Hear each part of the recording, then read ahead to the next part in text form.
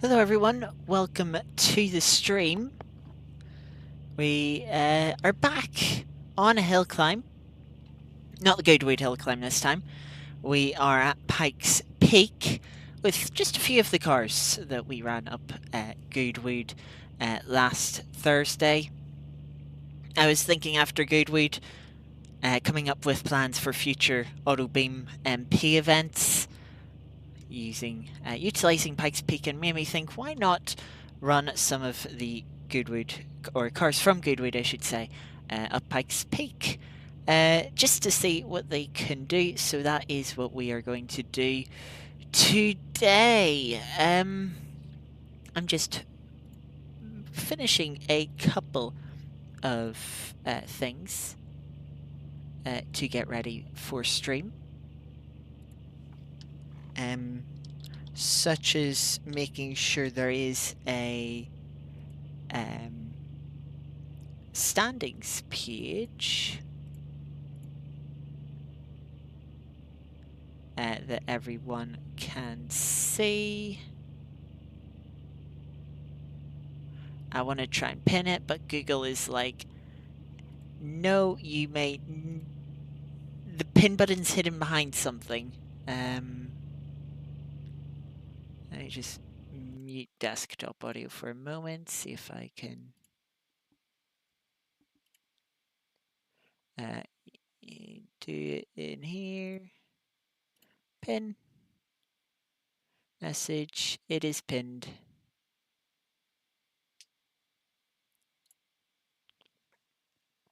And can I unmute the game once more? So yes, I've taken a selection of 6 cars. 5 of which we ran up Goodwood last time. One of which is new, that wasn't around for Goodwood. So we're starting off with the Ford Supervan 2. Wasn't one of the quickest, was up in the top 10. There were a couple of quicker cars, or cars quicker than it, from Goodwood that aren't running, but I thought this would be a fun one to run up here. Then we have the Lotus 78, as well as a Lotus 79, that is the new car, so we're going to see how they compare. Then we're going to take a little break from single-seaters again to run the Peugeot 405 Turbo, the car made to go up Pikes Peak. Going to be running that before getting into the final couple of single-seaters with the Lotus 9090 and the McLaren MP4-4. Now, last time, of course, when we were running everything up Goodwood, we were giving each car one run. That is not going to be the case today, and that is one of the reasons why we have so few cars. Sort of, as we experienced, it's a bit of a struggle to get these quick cars up the hill climb in a clean competitive run in one attempt. So we're going to give them a couple of attempts. Plus, Pikes Peak is, of course, much longer than Goodwood. We were seeing about 40-second times for these cars up Pikes Peak. They will be 7 to 8 minutes at least. So, yeah, it is good. If we give each car, say, 3 runs, of course, we'll probably crash on an odd run. It'll still take about half an hour to get through each car. Well, half an hour for each car. That's still about 3 hours. So, it's still going to take a little while. So, with that said, let me try and see. I need to fix one more thing that needs corrected, so just give me one moment. Right, there we go. We should be good.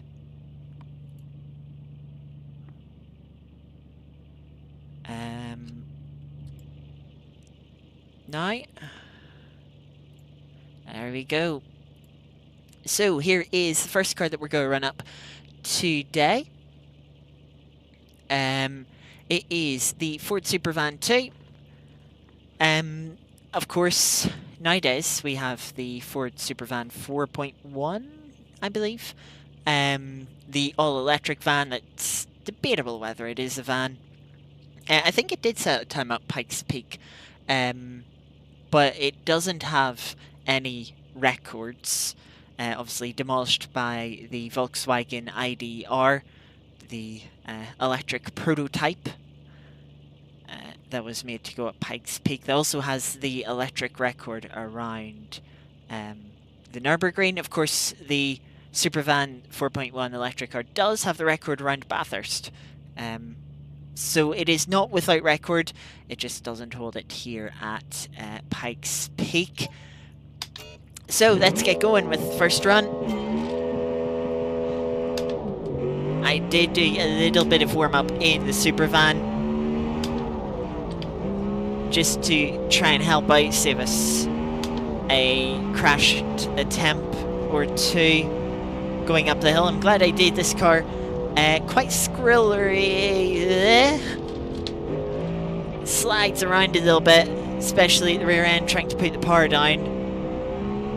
Have to be very careful and vigilant on the throttle, especially when you're dipping wheels into off the tarmac. Yeah, the rear end just trying to come round through sort of an early technical section here. Pikes Peak, the hill climb is about nearly 20 kilometers, or about 12.5 miles, I believe. So it is quite long. You know, this time we'd already be up at the top of the Goodwood Hill by 30 seconds. Here we've barely got started up Pikes Peak. Slow down for one of the hairpins amongst the forest towards the bottom of Pikes Peak.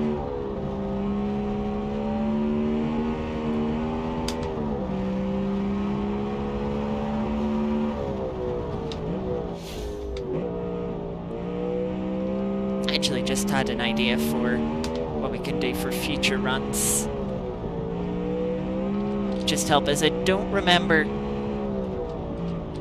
I remember sort of where the course goes, but I don't remember anything too much about the course, any details.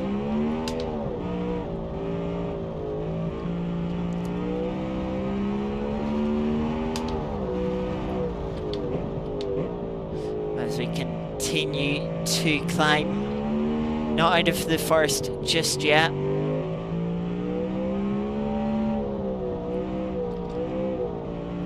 This opening forest section, quite a nice section, very flowing, very technical, but a nice variety of corners as we make our way up the beginning sector, let's just say, of the hill climb. Give it a straight here to stretch the legs of the Supervan before slowing it down once again for a hairpin.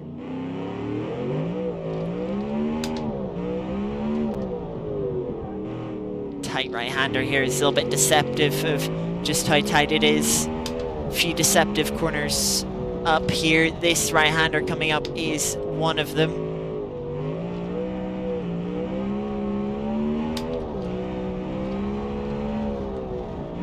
Then we get into this long right-hander that tightens up here in the second half.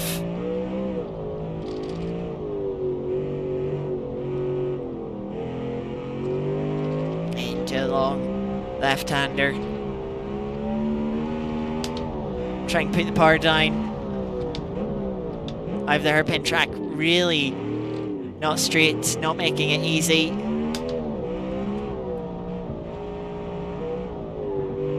Another left-hander that tightens up. Then get stretched legs a bit again through this right-hander. around the little divide in the middle of the road.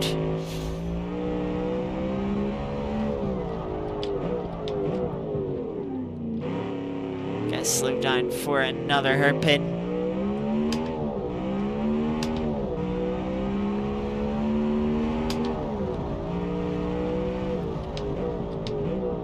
As we're getting up into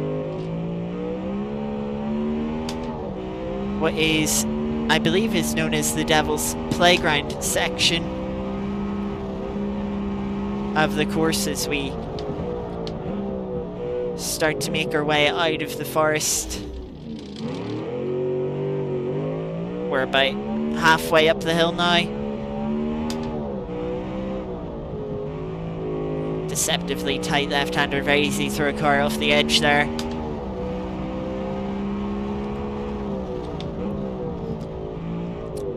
But as we get up into the section, just by holding on to the rear end of the car, this is where we get into quite a few low-speed hairpins.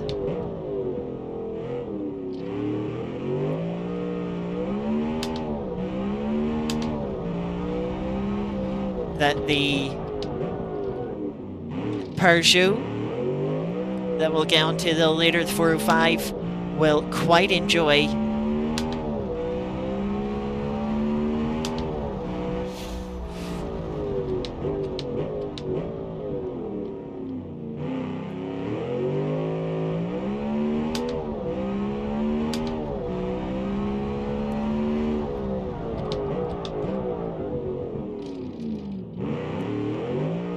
Of course, it's all-wheel drive. It'll have much better traction than all the rear-wheel drive cars that we have accompanying it.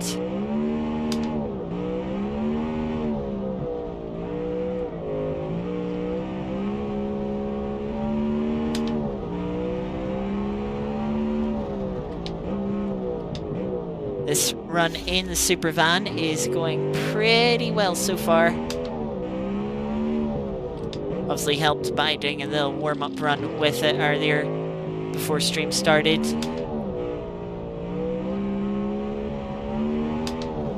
Very zoomy van indeed. Welcome, Iris. Now we've sort of got more towards the top. We're past the Devil's Playground section. And the course opens up, gets into quite a high-speed section. Very easy to misjudge one of these corners, just not misjudging just how much grip a car has, as they're very fast.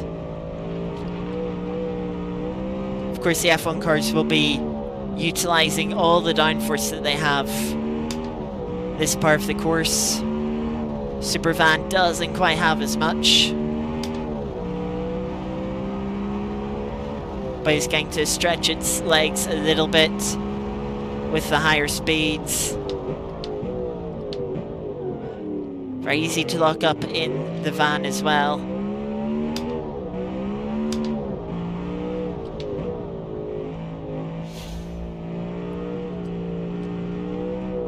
Just being careful with the throttle through this little more technical section towards the top.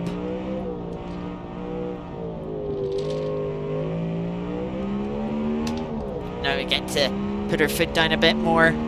Gotta be careful of this right-hander though.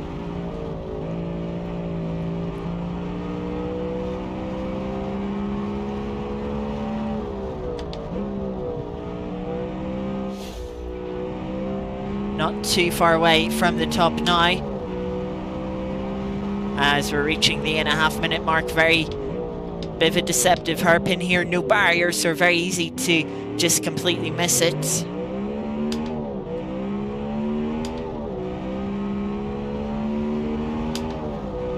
You'll see in the bottom left it's a cut off from on the screen, but I do have a navigation UI app just in case I do need to remind myself of what section of track we're coming up to. There is the finish. It'll be in 9 minutes, just over 9 minutes 9-minute 0.724 for the Supervan. A bit annoying. Because it felt like a good, clean run. Is there more time in it? Yes, very likely. But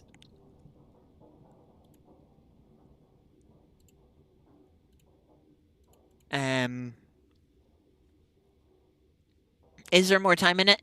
Yes, there definitely is a little bit more time in it. How likely am I to throw the car off finding that time? Very likely. I didn't feel like I was too conservative on that run, having a practice lap, but yeah, that's the first car up the hill. We can do another run. Yeah, the twitchiness of the van doesn't help time-wise. Yeah, no, it really doesn't. You can't. It's difficult to extract the limit of this car because it will bite, and when you've got nearly a 20-kilometer long course, there's a lot of corners there. I don't know how many corners are up Pikes Peak, but there is a lot of corners to make mistakes on, and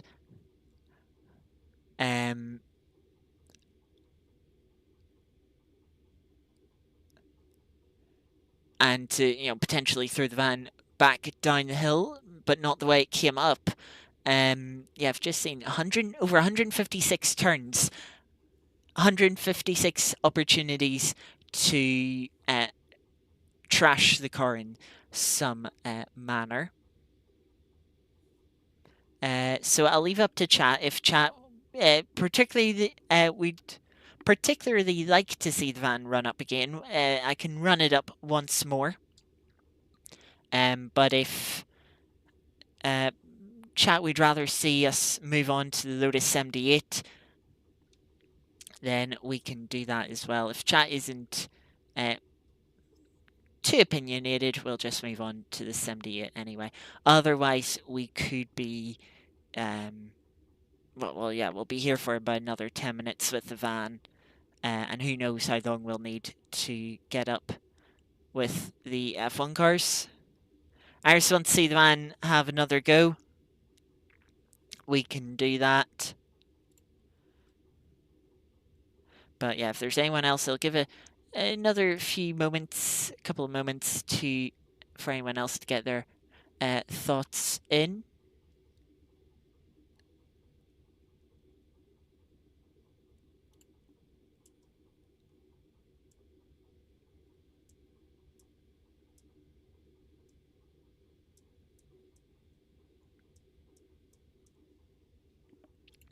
Doesn't look like anyone else has an opinion, so we shall run it up again. Now I'm just going to start it here. I believe... Yes, so just going to quickly edit the UI apps. Let's just bring the navigation one in. We'll make it a little bit narrower, and I'll tell you what we'll do. We'll make it a bit taller as well. So let me see. That is just on stream. And we'll also add, hopefully it works, because it's been a little bit buggy as of recent, as I've been testing for various things. We'll add a trip computer.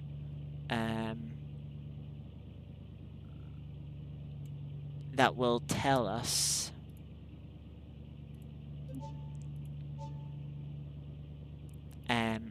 our total distance.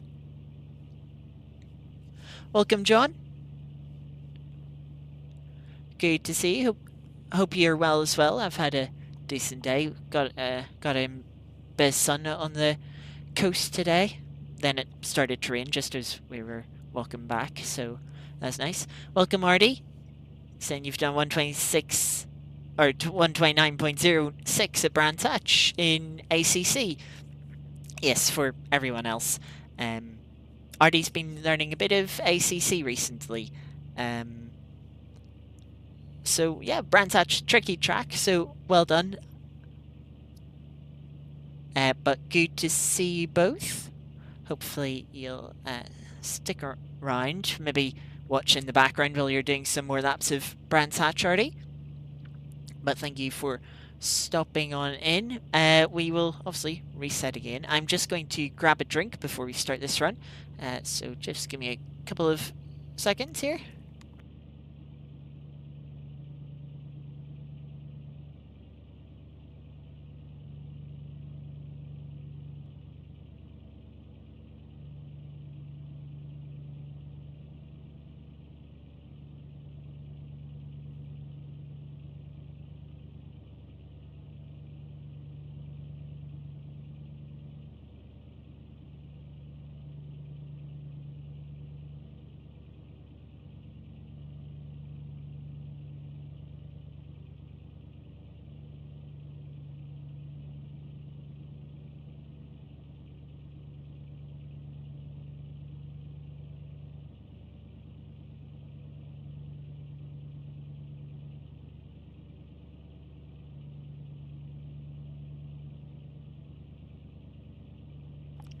Right, okay, so hydrated, make sure you're staying hydrated wherever you're watching from. Let's get on with another run for the Supervan.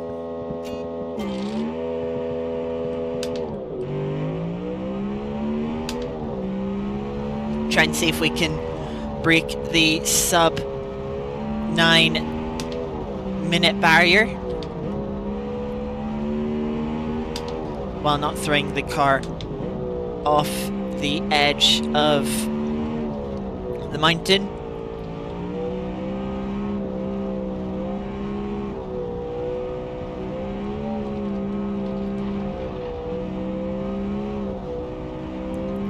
Once again, car very tricky in this early sector of the hill.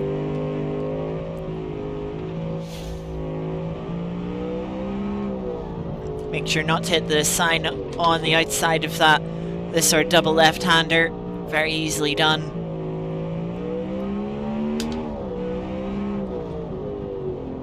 We'll get to really open the taps out on the van soon enough, just after this right-hander. Gotta be careful of this right-hander and start slowing the car down early for this hairpin. Very easy to overshoot it. Trying to slightly turn the car through the left-hander while braking for the hairpin. Especially in this van, it's easy to lock up.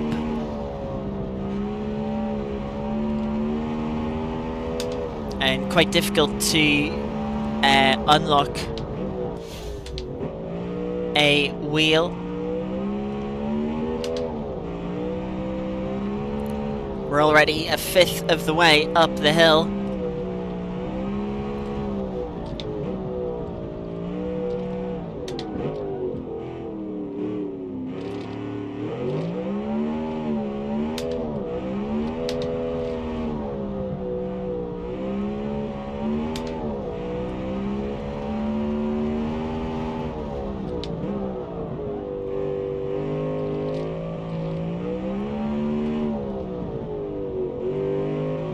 Impossible to tell whether this run is better than the last run or not.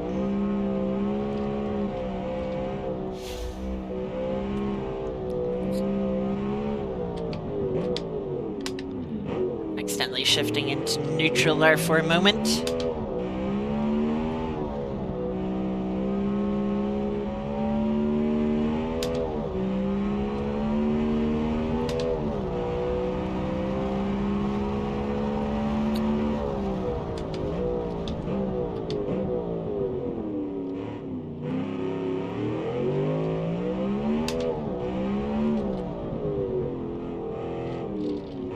Once you actually learn how this fan drives, it's actually very nice, in my opinion. I don't mind the rear end being a bit loose.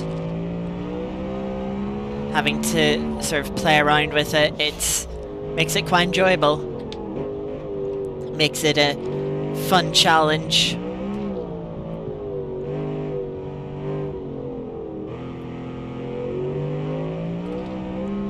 Glad I chose to run this car up the hill.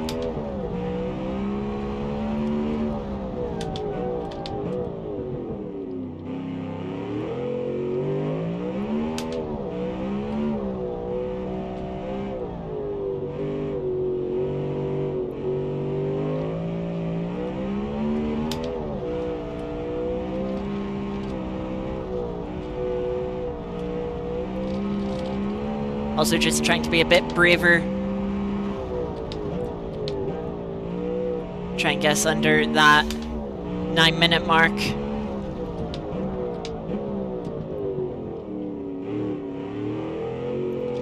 Of course, if we can beat it, how much can we get under it?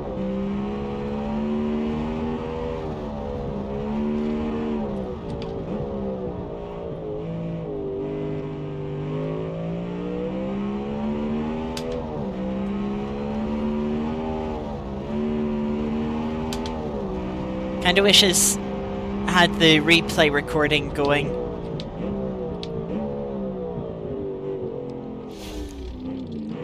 Just to get some external shots, I think it's like really cool to see the van wiggling its way up this hill. Some of the slides like that one.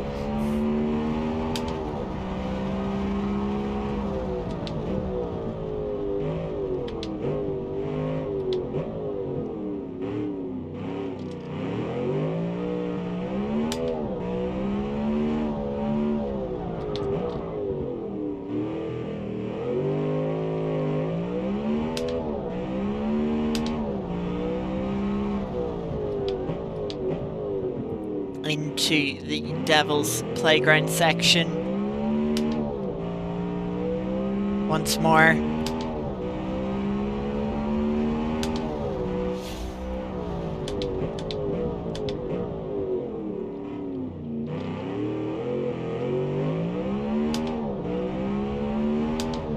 Welcome, Cora. It is indeed Pikes Peak.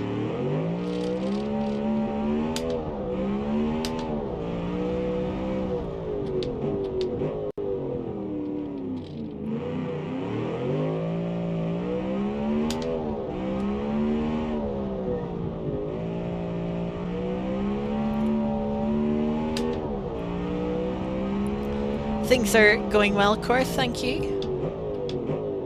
As just mentioning before starting this run, I spent a little bit of time in the sun at the coast. Then was starting to head back home when the rain was starting, which was quite well timed. Hope things are well for you as well.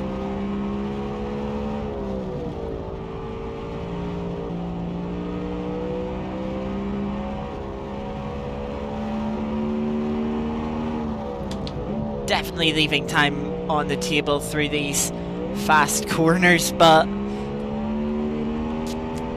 the margin for error is very slim. As you can see, you know, if you get off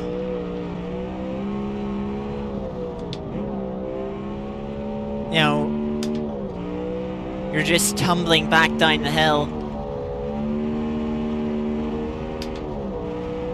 with absolutely zero control of the car, just tumbling as a passenger.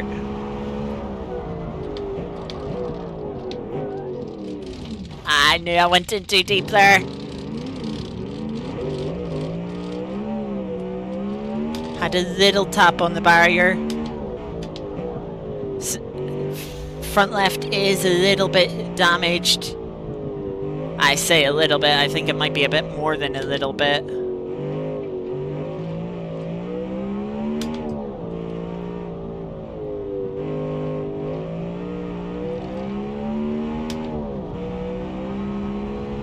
Yeah, you can see how unstraight steering wheel is just to try and go in a straight line.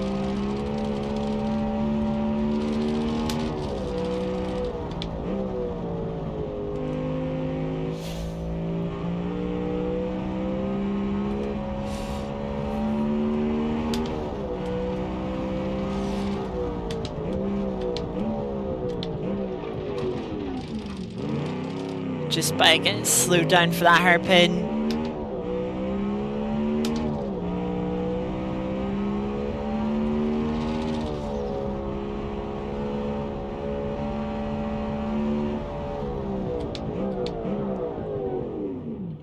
Just about for that one as well.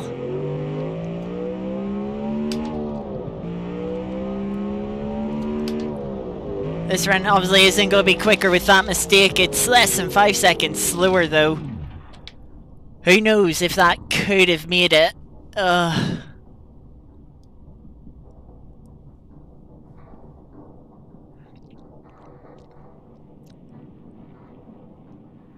Yeah, I don't know how much time that little mistake cost me. Glad it was towards the top of the hill. It would have been very difficult to have got the car up much further had I made that mistake earlier on in the run. Yeah, an exploration moment, a bit of a costly exploration moment. Yeah, as Corey said, well, the error at Goodwood was 0. There's sort of 0.1 margin for error here. Yeah, there is a little bit, but it's so much, you know, the course being so much longer, it's, yeah, if you're taking, let's say 5% risk at Goodwood, okay, you've only got like 4 corners that you might hit that 5%. Here at Pikes Peak, as I said earlier, there's over 156 turns. You might hit that risk 150, you know, that 5% is likely going to hit at least once out of 156 turns. So yeah, that we'll leave it for that for the Supervan. Maybe if we have time towards the end, if the other cars get good runs, we might come back to it. But we also might do another car that I haven't initially planned for today. We will see. But of course, Ford Supervan, the first and only car up the hill so far. We'll move on to our next car, which will be the Lotus 78. First of our single-seaters.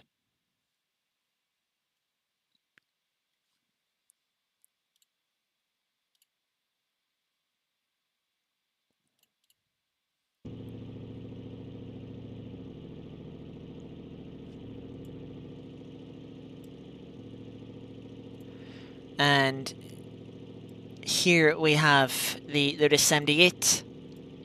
First of our single-seaters. This one might take a couple of attempts to get to the top of the hill. We'll have to wait and see.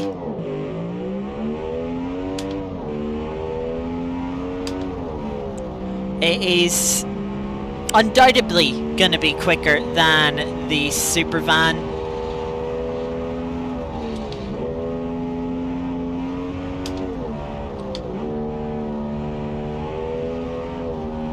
Much lighter, much more downforce, and as such, much more grip.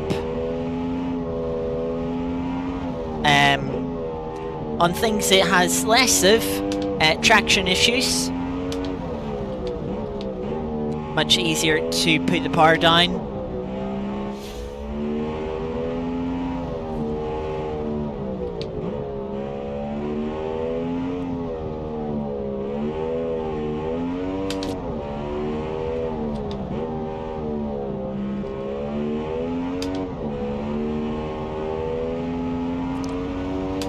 There's definitely the possibility to be a little bit more aggressive with this car than I'm currently being. I just want to make sure it gets a good, clean run up the hill. Want to try and avoid sort of getting into a spiral of errors.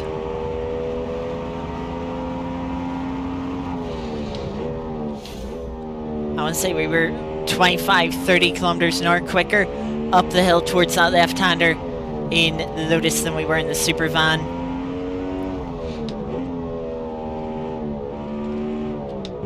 There isn't really much to be had in terms of competition between the rest of these cars and the Supervan. I just picked the Supervan because I thought it would be fun, and it sure was.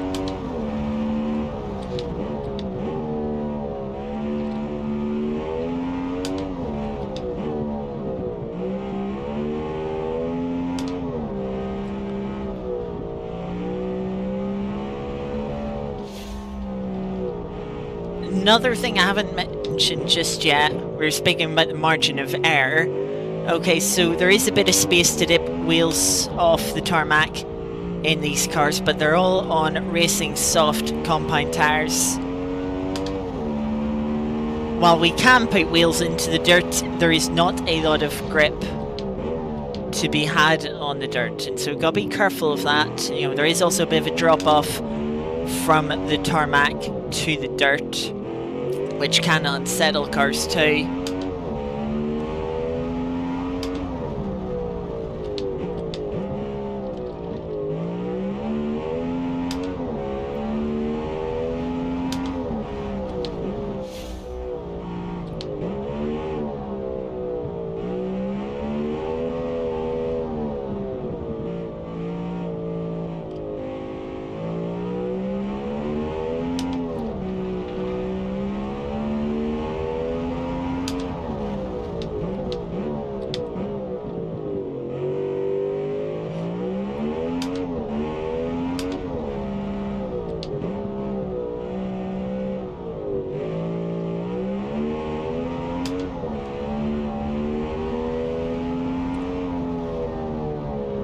A little bit out of shape there, had slightly cut that right-hander.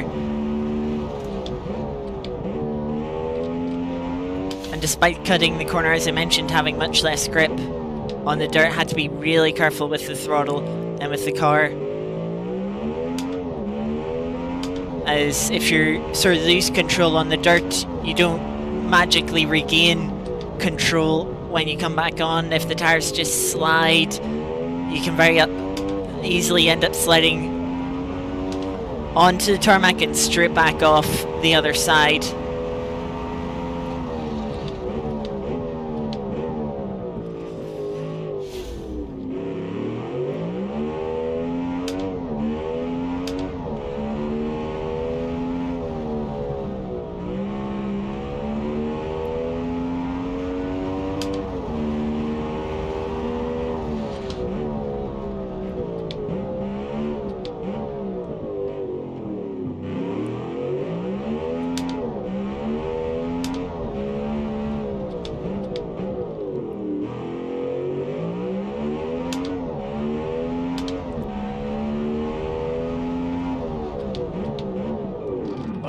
A little bit deep there. Luckily didn't send it off the edge. Quick reverse and we carry on. We've lost a few seconds there. But yeah, luckily that didn't cost us the entire run.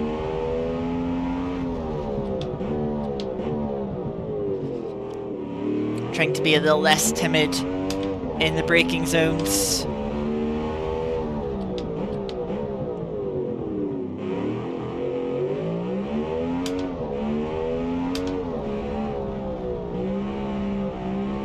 Oh, car having a little slide there.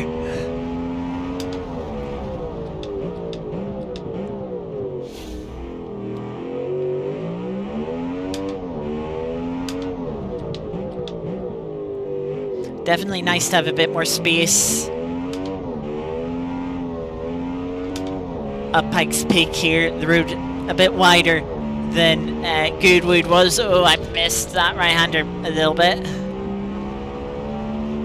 But as I said, the road a little bit wider allows you to just be a little bit more aggressive with the car.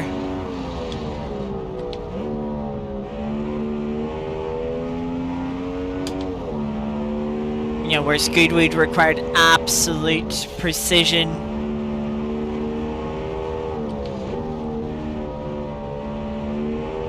Pikes Peak not quite as demanding.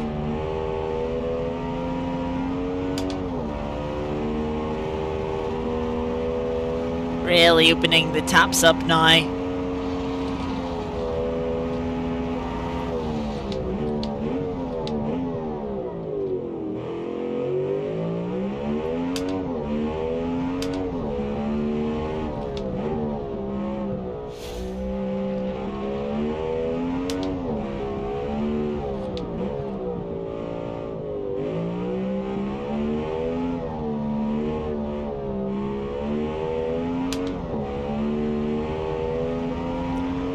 Less than 3 kilometers to go. Taking a little bit of dirt there. Car had a little moment. Thought about going off the right hand side, but I just held on to it.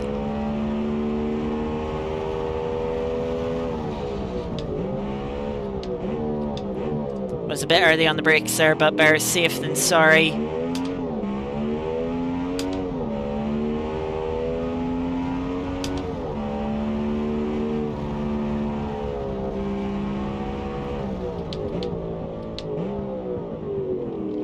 See, we're just coming up to the 8-minute mark now as we're getting to the final corner. The van not really standing a chance with these F1 cars, but across the line it's an 8:05.182. Definitely another few seconds in that if I didn't make that mistake going deep into a hairpin.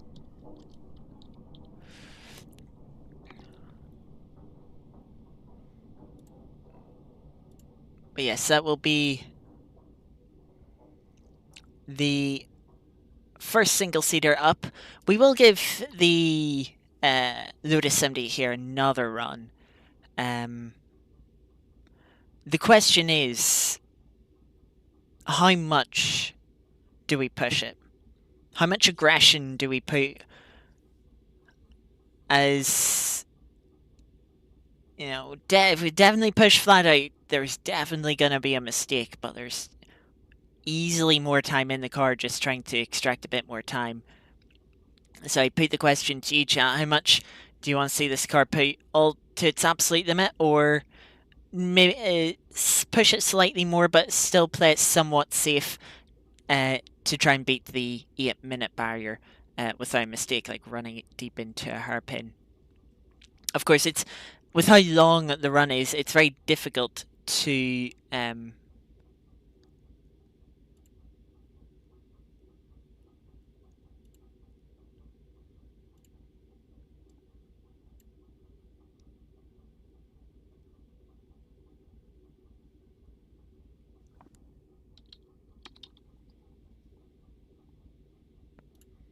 it's very hard to learn the braking zones.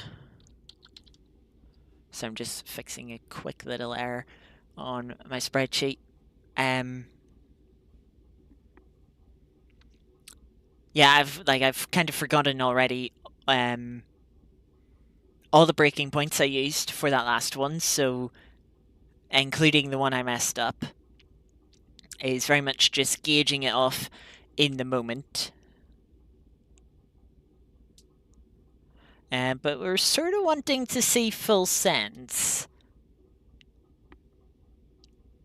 Right, we'll see what we can do. We'll see what we can do. Just give me one quick moment here.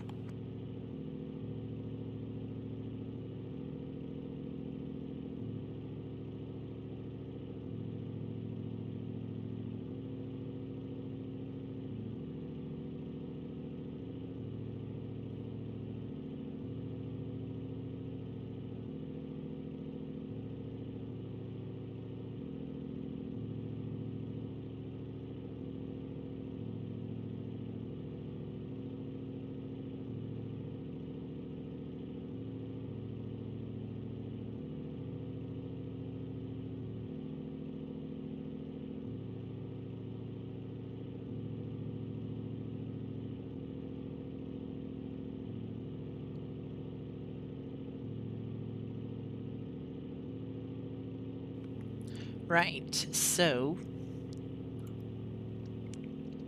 let's get on with this run. Let's see how much we can push this car. I don't think I left too much on the table in that first run. We already did have some moments that were close calls, and that's a close call to begin with.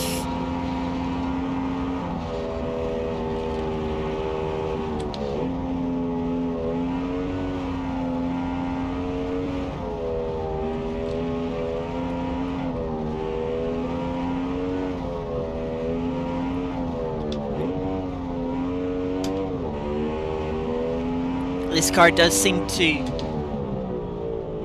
oversteer before it understeers, which is how I prefer my cars, so I'm not going to complain about that.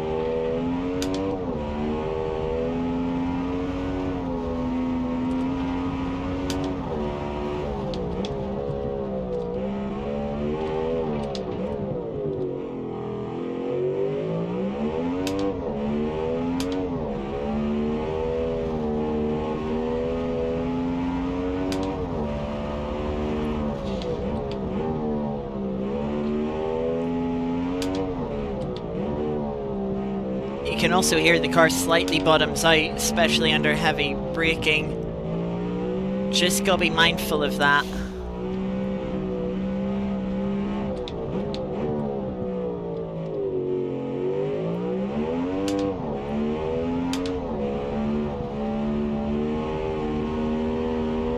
Sort of drifting through that left-hander.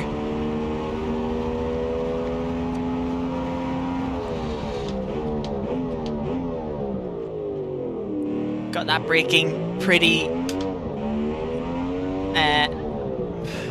judged it pretty well, if I do say so myself.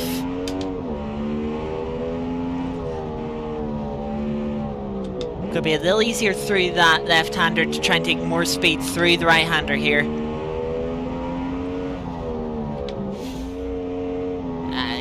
Kind of carved into this long right-hander a bit, to be honest.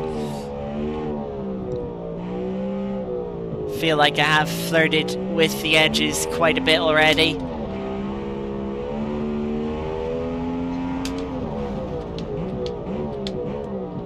Feels like a good run so far.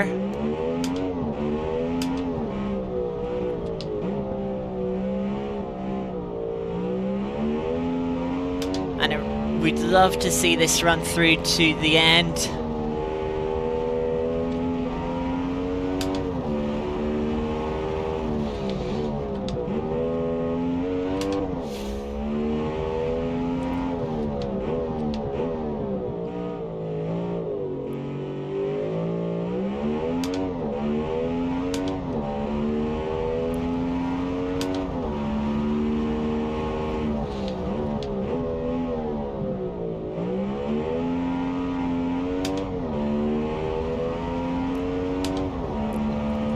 But of course, this being an open weather, do have to be careful of like the guardrails on the outside of these hairpins, whereas the Supervan was able to get to the end after hitting one a little bit wide there through that left-hander. Yes, the Supervan was able to get away with hitting a guardrail and still making it to the end. Okay, it did lose time with damaged steering. It got to the end. The open wheel cars aren't gonna have that luxury you can say. Pardon me. Little deep into that hairpin. Though I think that's the one I overshot on the last run. So technically doing better. Also just realised a forgot to reset the distance counter.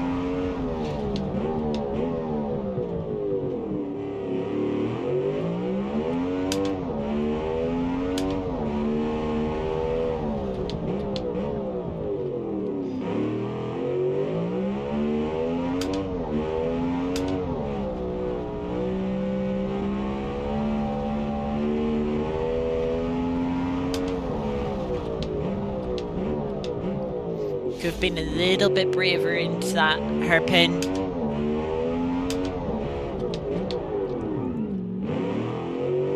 Don't think I could have been much braver there. I was a little bit worried I was going to overshoot it. Bit difficult to see where that right-hander is when you're sitting as though in the F1 car.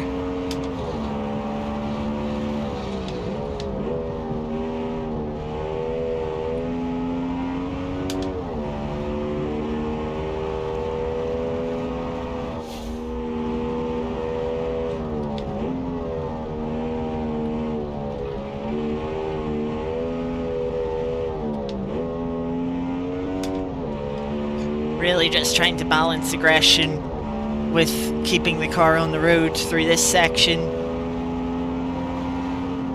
This right-hander's not quite flat, realised that last time.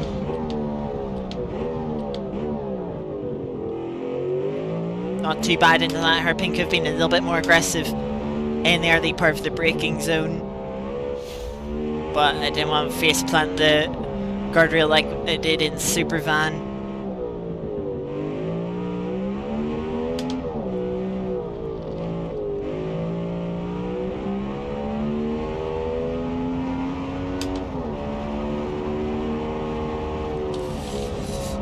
That was risky.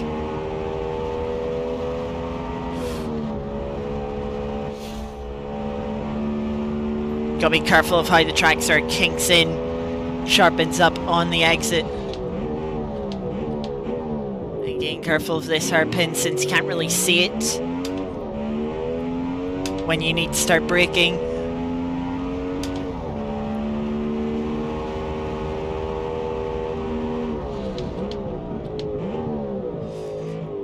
Tried to keep the throttle a bit more pinned through the right-hander there, but Mendes coming at the hairpin even quicker. I had to immediately get on the brakes as soon as I seen it, and that is definitely a much better run, a 7:48.6.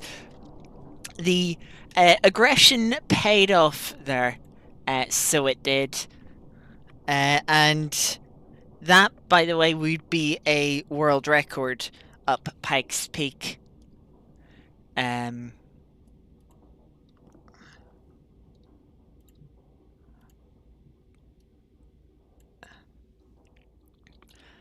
So yeah, easily beating the 8-minute barrier there.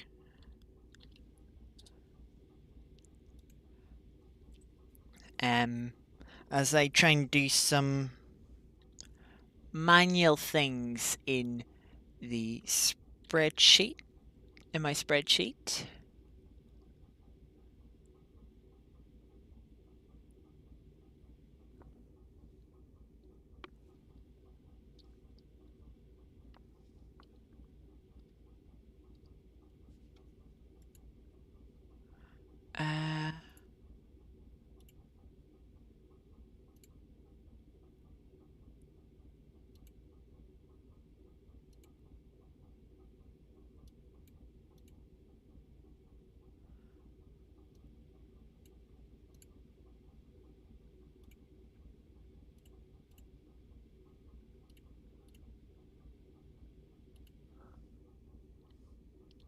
I gotta remember to how spreadsheet formulas work. Oh, that's a little awkward.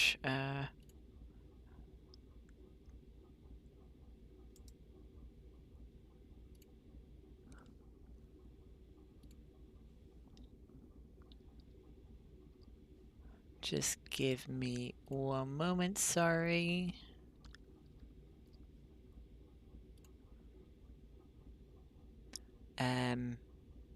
But yes, can I switch over to that?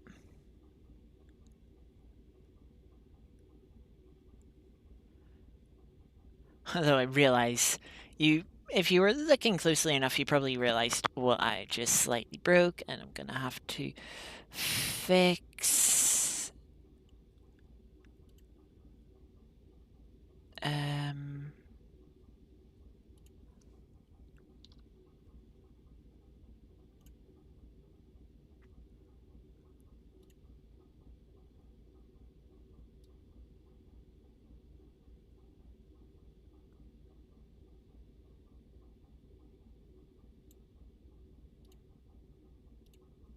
There we go. But yes, next up we will have the Lotus 79. I haven't actually driven this car yet. Well, I tell a lie. I did drive it for a slight moment to take the thumbnail photo. So that was driving at about 5 miles per hour in reverse, I think it was.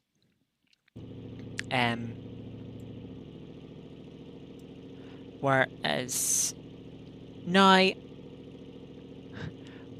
I'll be driving it much quicker.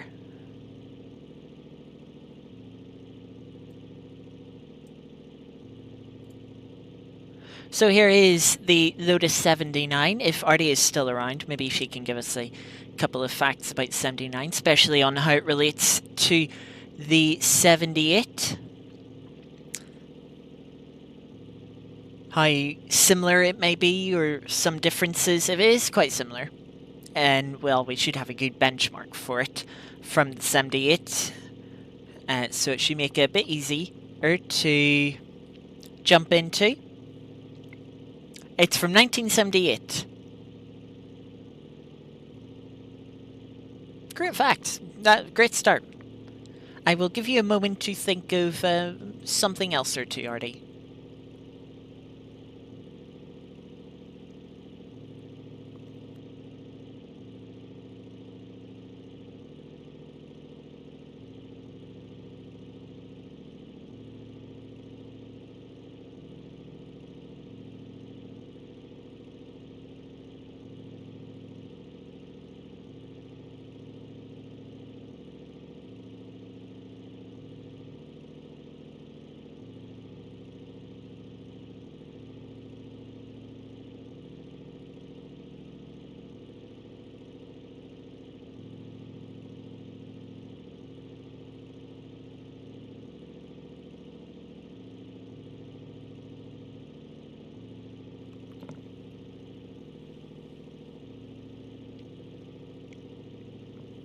So it's from 1978, improved version of the car, ran for 80% of the season. So they won all but 2 races, allowing Andretti, Michael Andretti, to win his championship. It was also the car that added side skirts to the side pods to increase the ground effect. I don't think side skirts would work too well from automation for an auto beam car, hence why we don't see them visually represented. But yeah, side skirts were big thing for the ground effect cars, and is pretty much one of the contributing factors as to why ground effect was eventually banned for being too powerful and too dangerous. Damage to the side skirts during while the car was on track, we'd see it lose significant performance that caused major incidents that were very dangerous. Also has a tiny error in that. Yes, it is very tiny, just within the roll hoop.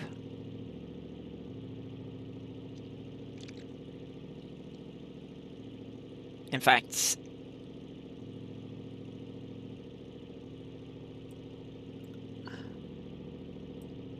see, I don't think they were plastic covers. I think what you say are the plastic covers, I think they might have been the air intakes, and that was sort of the filter you could look through.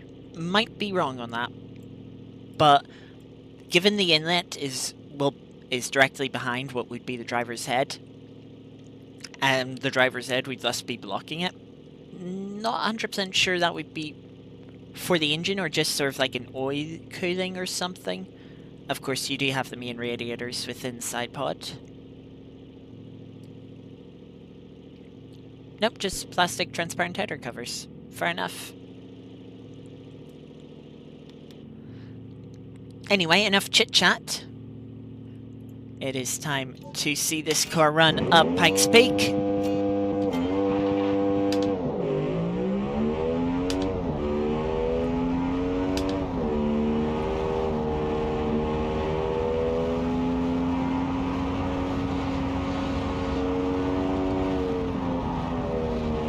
Car definitely has more grip than the 78.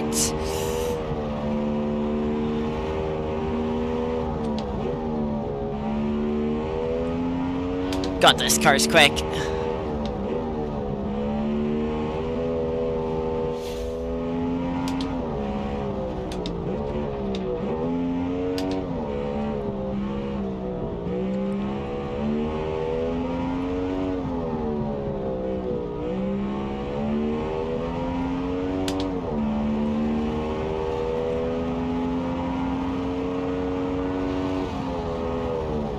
If I braked myself here, they'll lock up.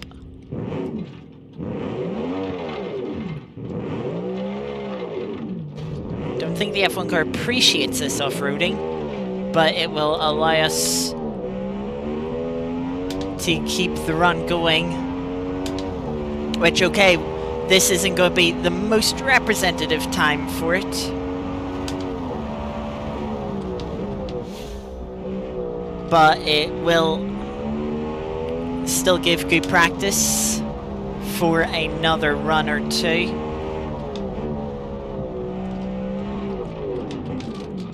That being said, I would not be surprised if I bent this off just with how quick it is.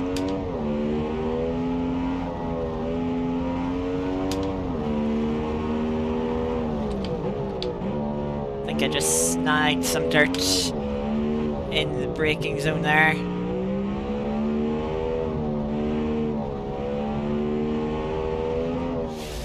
Oh, that was a little bit too quick. That's our first visit to the trees for tonight. So we'll just go again.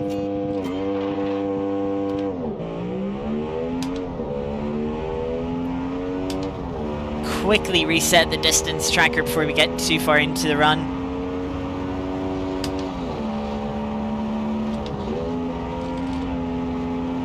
I was lucky to get away with that mistake.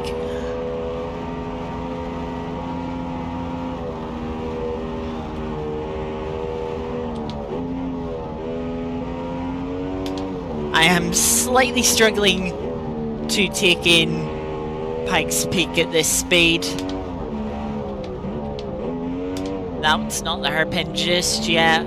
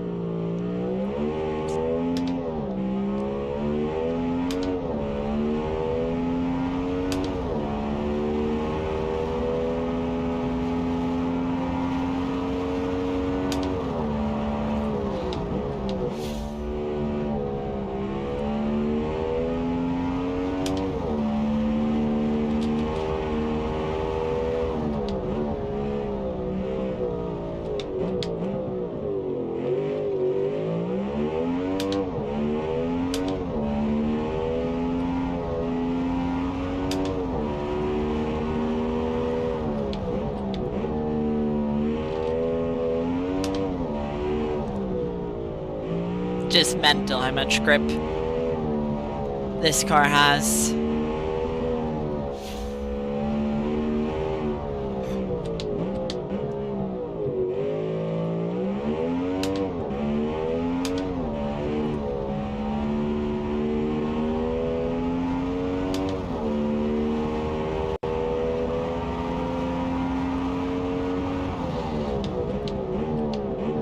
Very good on the brakes as well with all the downforce.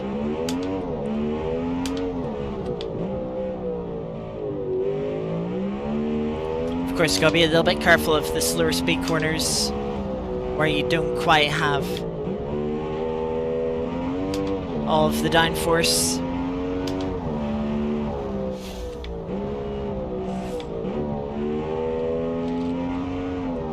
Car was sliding around a little bit just through that right-hander. I could feel it in the force feedback, ran a little bit deep there.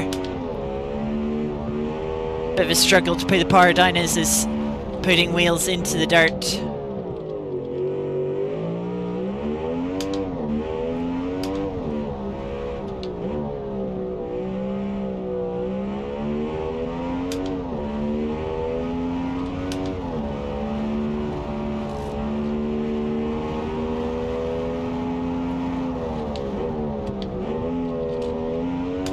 That's a bit messy through that right-hander.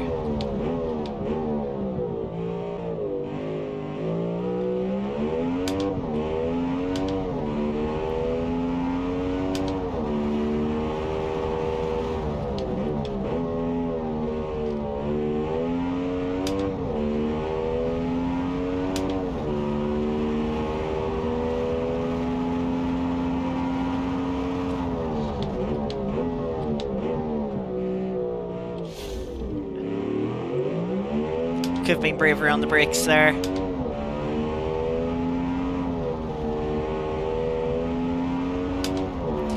Four minutes, and we're nearly 11 kilometers up the hill.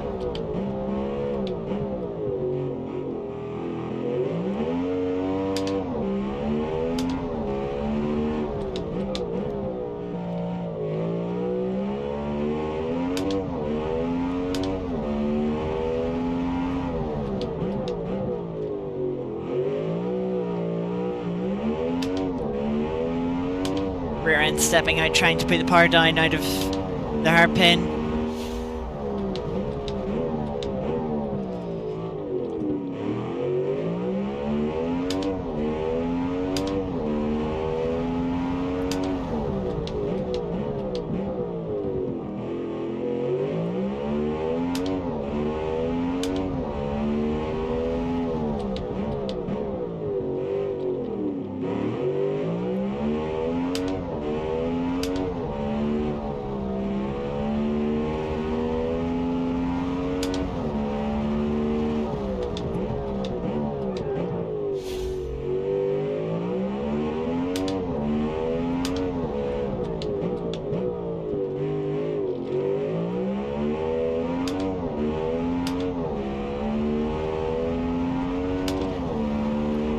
Now we're on to the real fast section.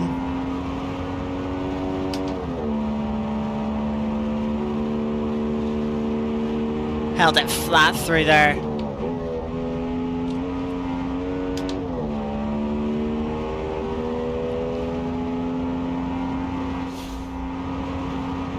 Flat again.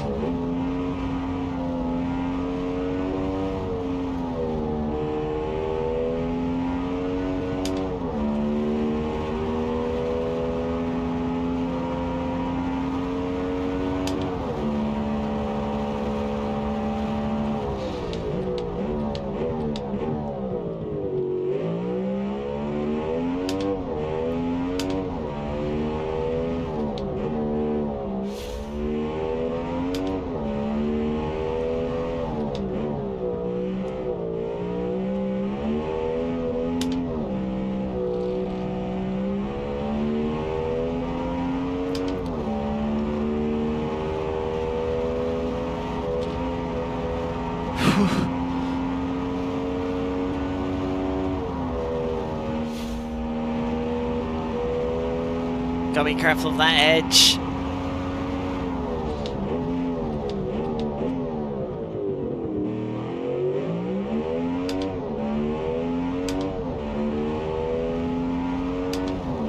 Only a few corners to go and we're just passing the 7-minute mark.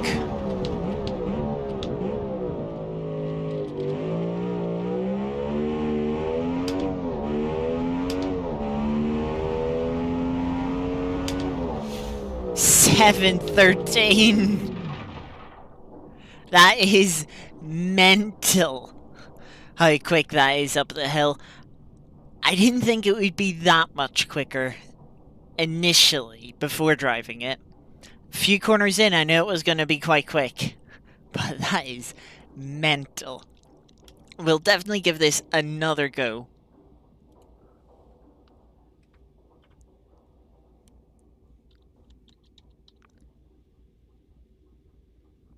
We've been fun to try this at Goodwood.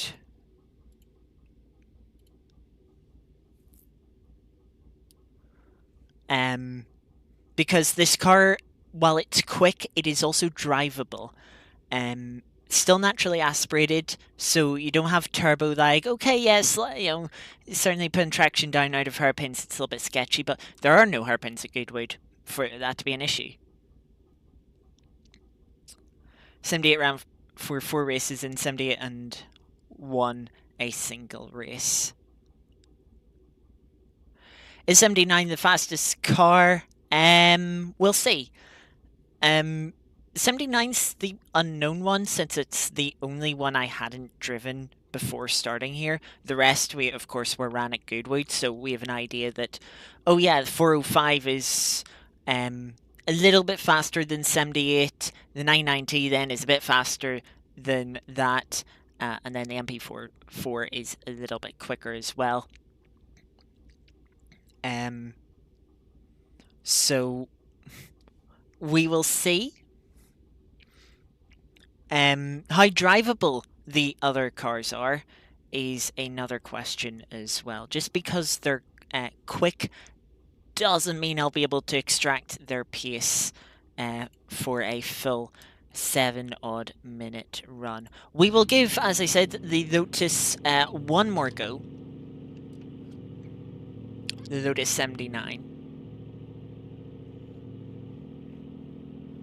The 990 is a death trap.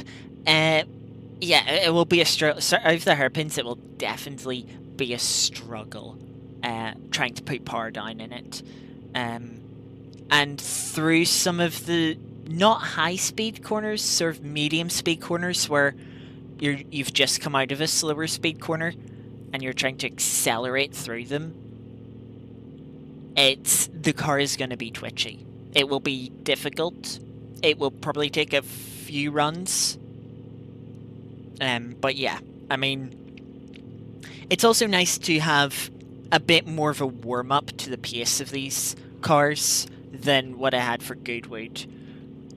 Goodwood, it was like, jump in right here, go quick. And it's like, whoa, we're really not ready for this. These, it's like, okay, right, getting used to it and comprehending the speed a little better than I was at Goodwood. So yeah, we'll get this run started. Get the distance reset. Don't forget to shift up into first, which I nearly did.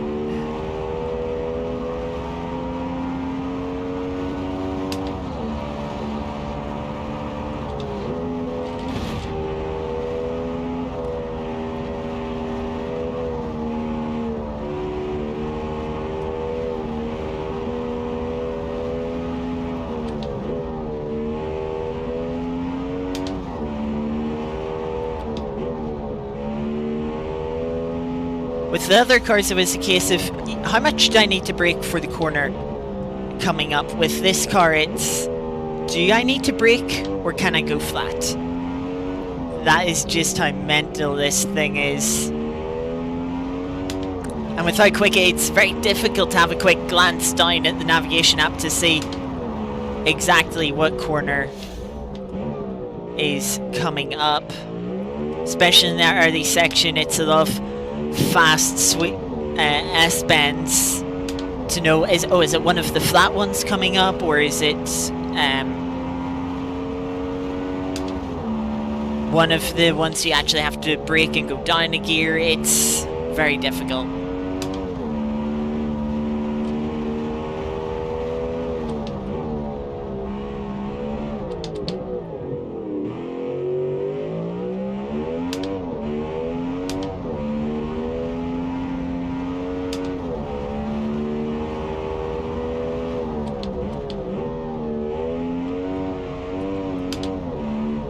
big snap of oversteer there, trying to put the power down again.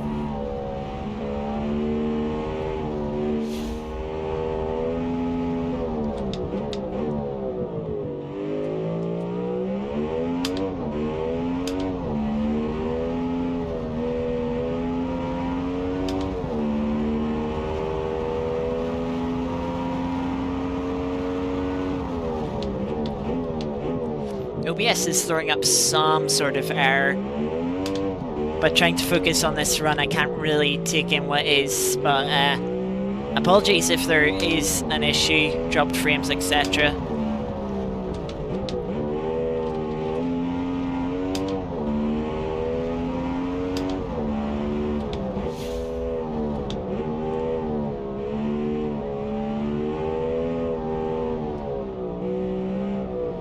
Overdid this corner last time, running in deep.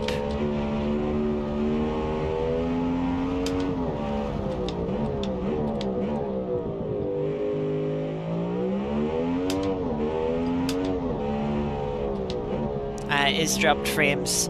Well, apologies for the dropped frames. This probably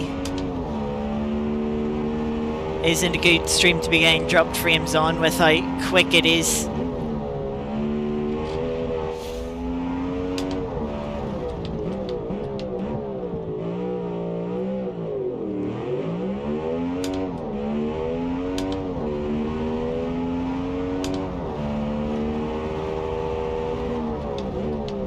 Yeah, my internet just likes to be slow every so often. Just like, hey, you're gonna drop a bunch of frames for a moment here. Tried to be a little bit braver into this hairpin, but again, not too brave to clatter the guardrail on the outside. Ooh, that was right up to the limit.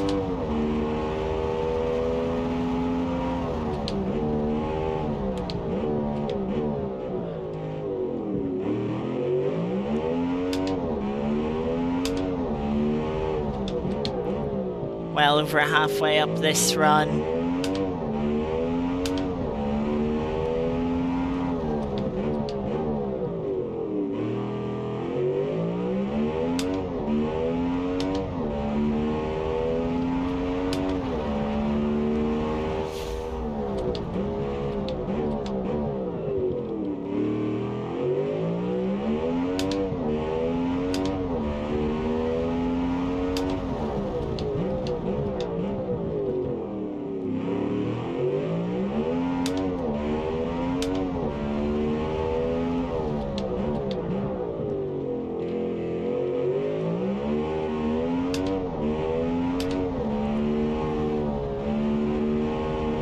Little bit wide there.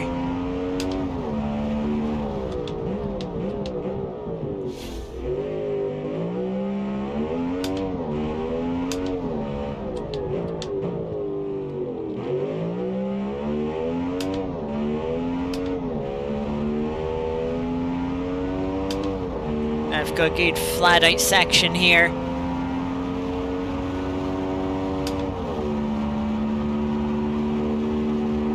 Up to 280 plus kilometers an hour.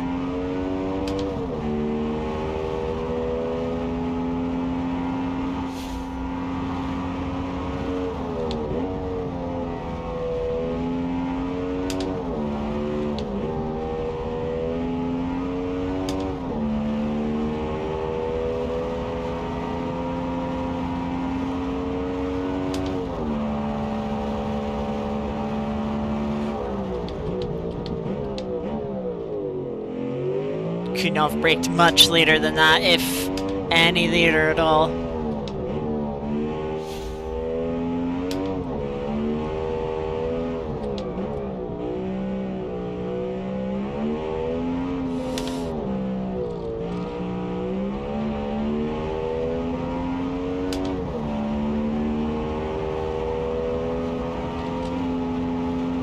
Kept it flat through that right-hander, even when putting wheels on the dirt. Slightly messed up. That left-hander was a little messy. Well, wasn't too messy, but definitely not perfect, or as good as I would have liked it to have been. I can't tell if this run is going to be quicker or not, to be honest. A little deep into that hairpin. Oh, it's going to be quicker, alright. Not by much, only just under 5 seconds.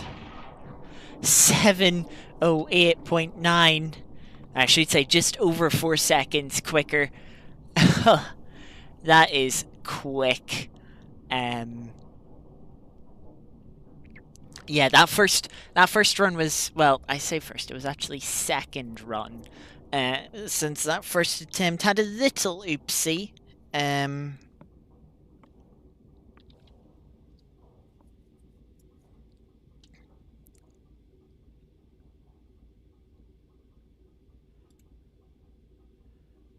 But yeah,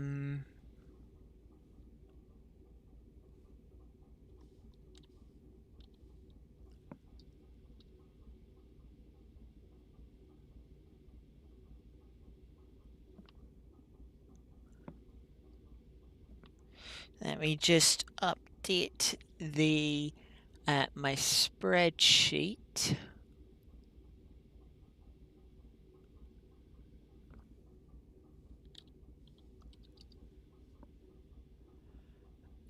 So yeah, we can see there the times.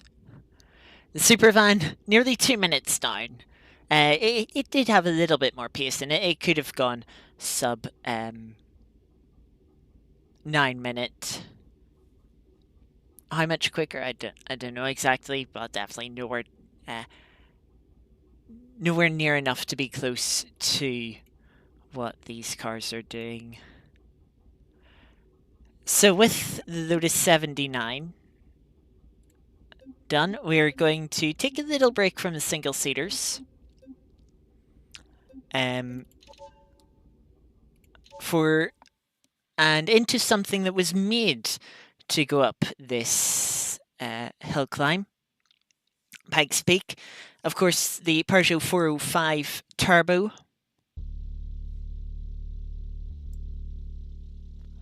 Not a sub 7 minutes. No, I mean 9 seconds.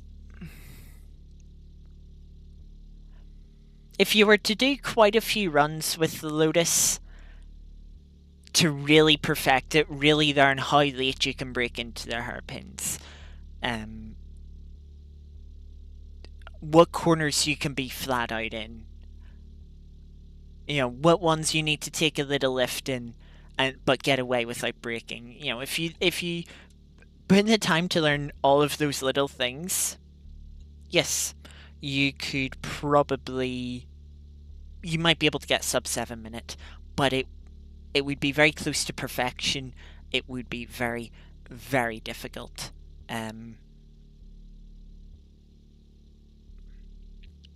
But yeah, it has laid down the benchmark at this point.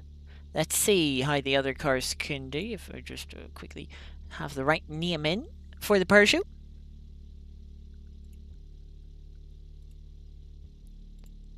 Of course, the only all-wheel drive car on this roster.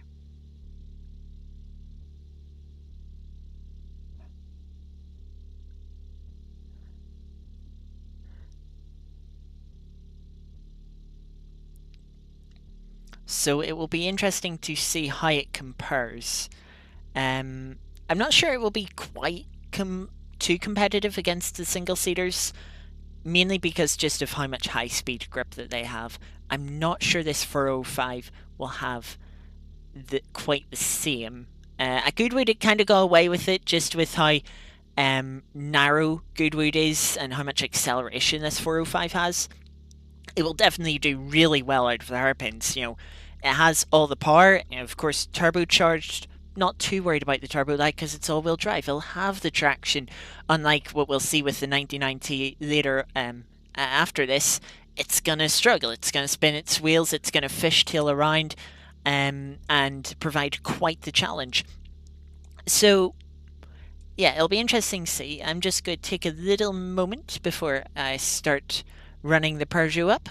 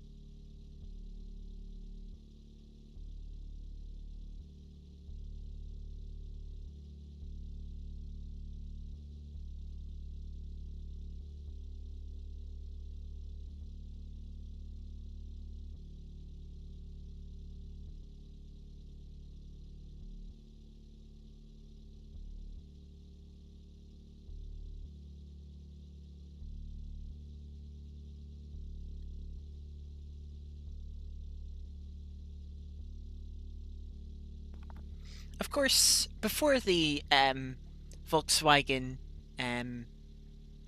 IDR took the current record time, it was a Peugeot 208 that had the record time in the hands of Sebastian Loeb, setting it in 2013.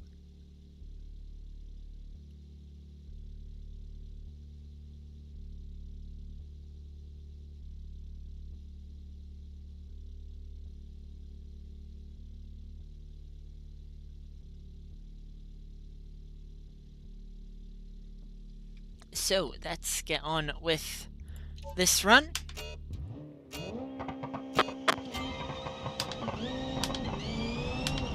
Slight hint of a wheelie off the line.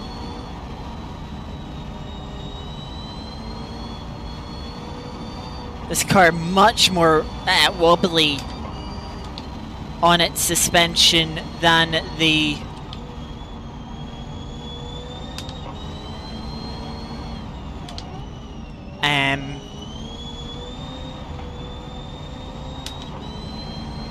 single-seaters were.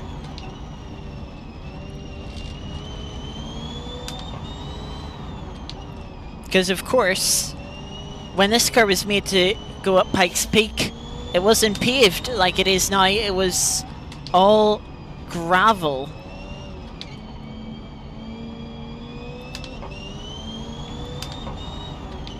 One of the reasons why this car is, of course, all-wheel drive.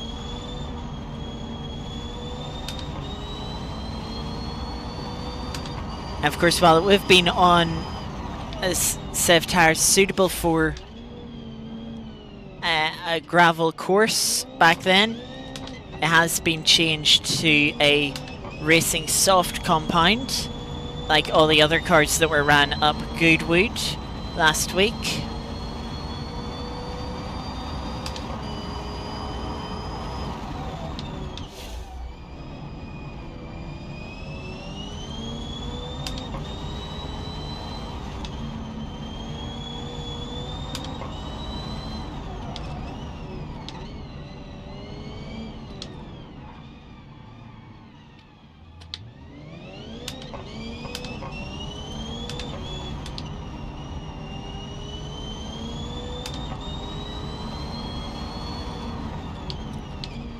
Very different challenge, this car, compared to the single-seaters.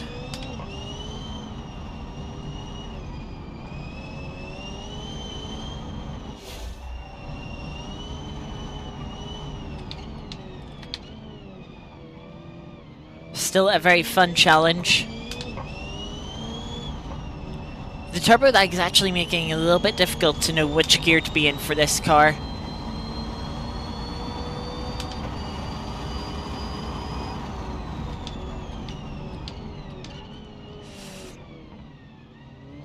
Just car not turning there, going into the hairpin. But if you find yourself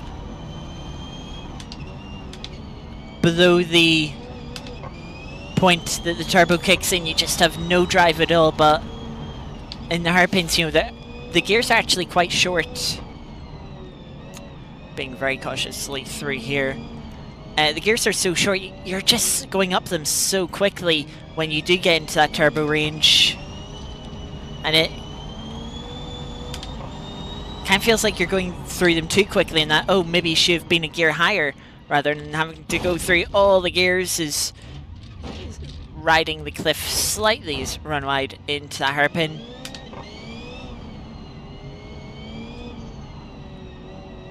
Yeah, but it's really awkward to be like, oh, if I'm in the lower gear, I'm having to shift up like within half a second of putting your feet down. But if you're in the higher gear, you're just outside the power band and get no drive at all.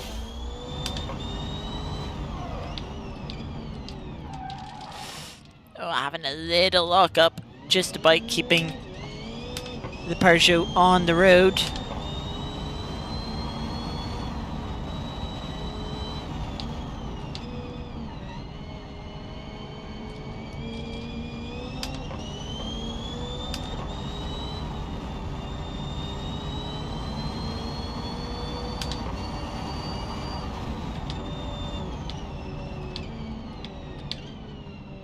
Definitely being cautious, not quite, definitely not as confident on these brakes as it was in the F1 cars.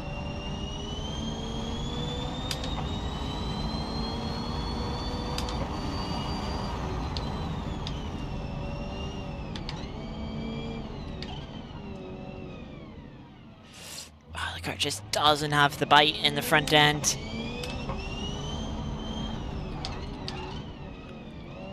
For the hairpins.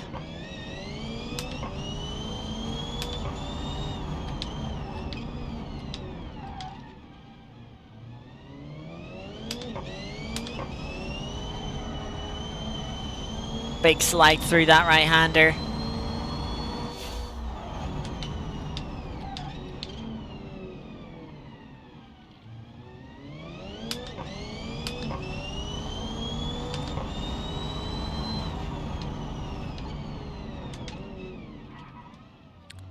Deep into there.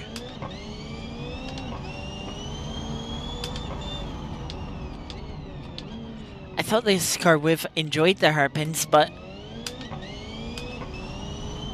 this car just feels actually a bit clumsy through them.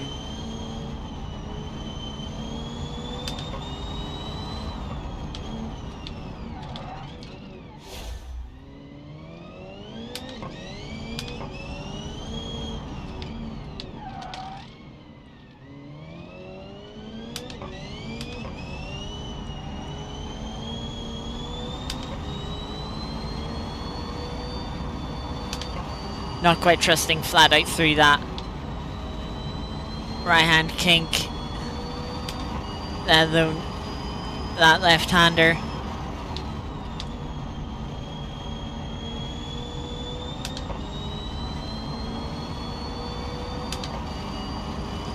Six and a half minutes, still quite a way to go. By 4.5 kilometers.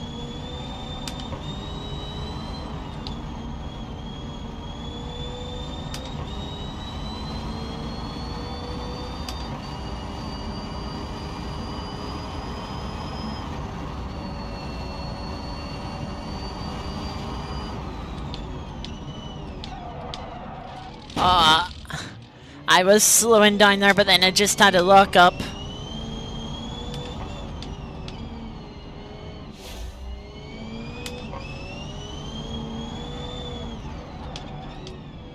Car doesn't actually feel too damaged. Certainly not as damaged as the Supervan was when I did this very similar thing. Doesn't stop me from going to do a little bit of exploring.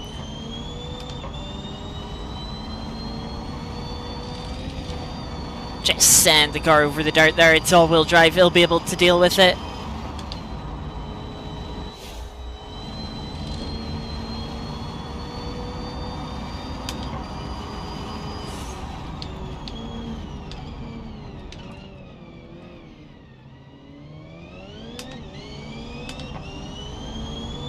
Past the 78 time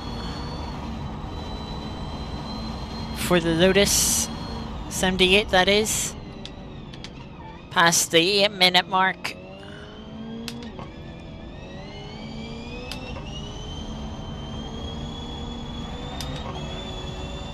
And over the line in 8:14.1. That is currently a bit over a minute. By a minute and 5 seconds down on the 79. By 26, nearly, by 25 seconds off of the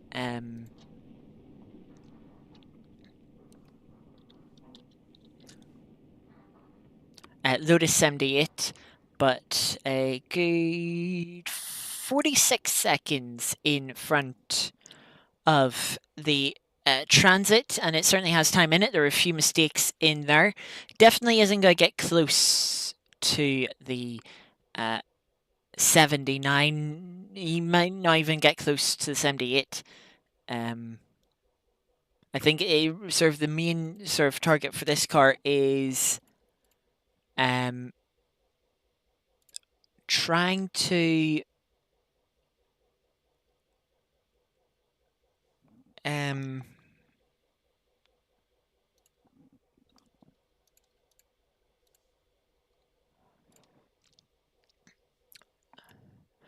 main target is trying to get as close to that 8-minute mark as possible. It'll be difficult to get under it, but just try and get as close as it can to it. But yeah, let's head up, give it another run, see how it does.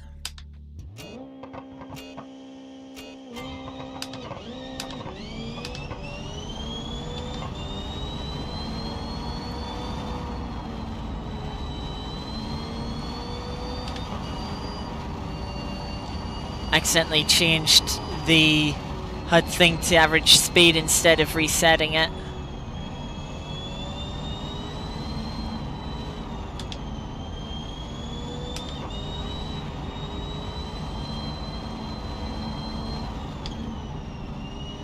It'll be a bit difficult to try and fix it.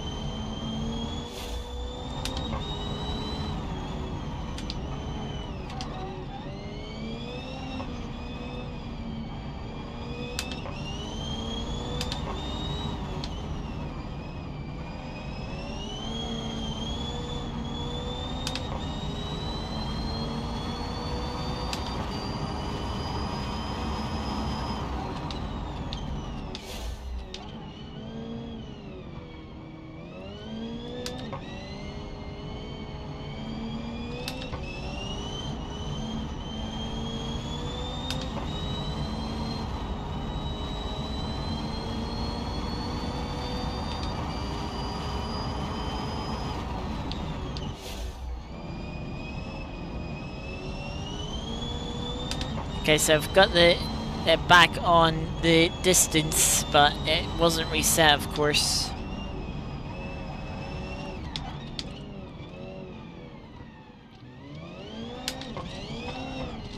Oh. Just slightly misjudged how the car was gonna sort of slide a bit there. Also, just turning on the handbrake on my wheel is, I feel like it might be a bit come in handy for, oh yeah, I've gone in too deep there. Those are a couple of trees. But yeah, just getting the handbrake turned on, which you can just hear there, as I do feel like it could come in useful for the hairpins.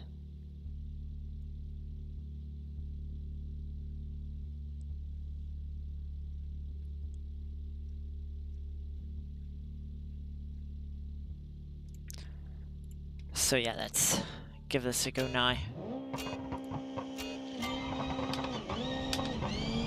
Actually have the distance counter reset.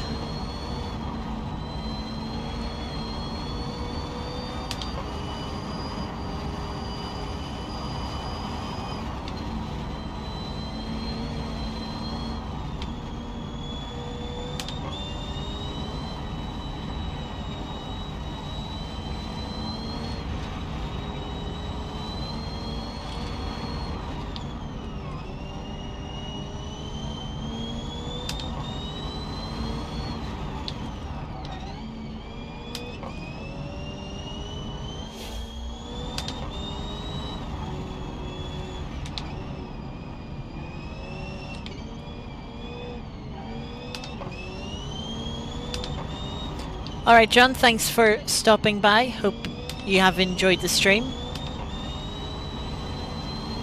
And hope you have a good rest of your evening.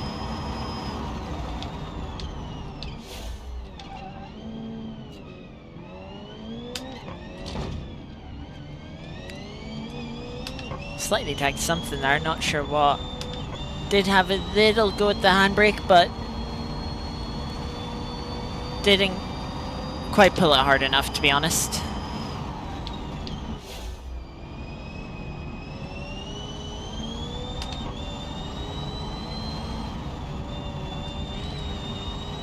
Also, just being a little bit more aggressive with the cuts.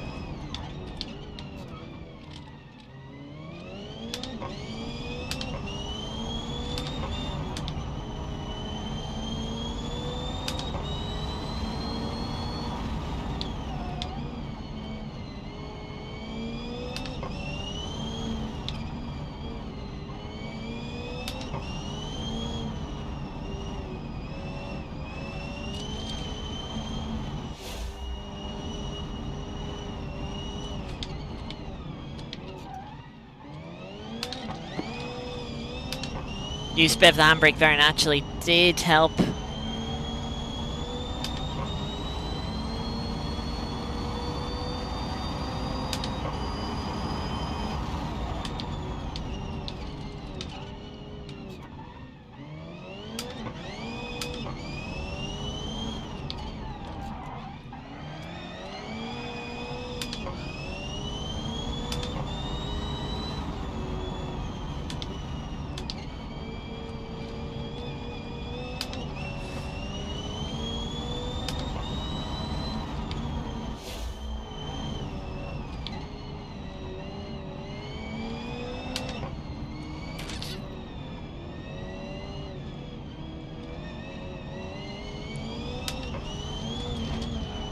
Big cut there.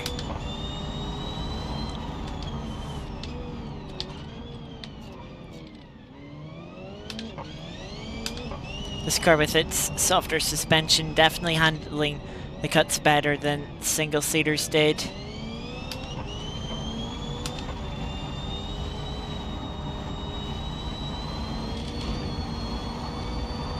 I think the car does have a little bit of damage from a bit of concrete. I think it was I just clipped earlier on with the rear right. Ah yeah, that's a little bit too much handbrake.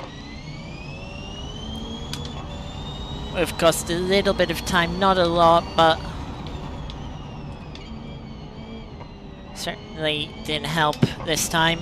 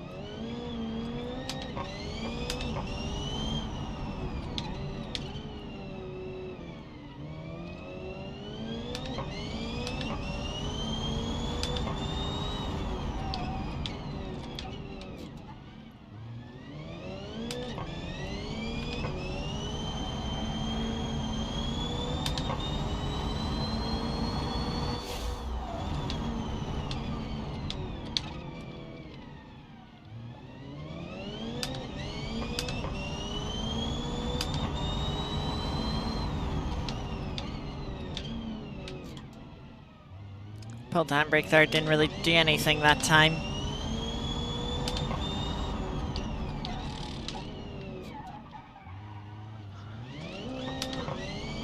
Got some rotation that time, not sure if it really helped or not, to be honest. So it did kind of kill the car revs, which meant the turbo had to spill back up. I think it helped a little bit there.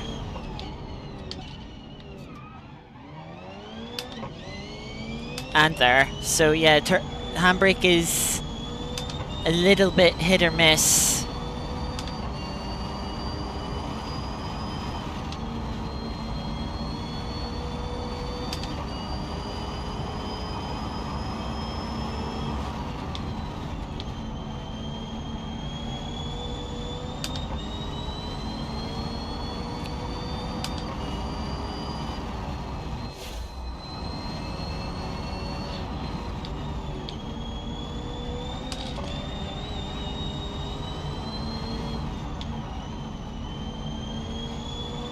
Felt like I was going to run wide through that left-hander.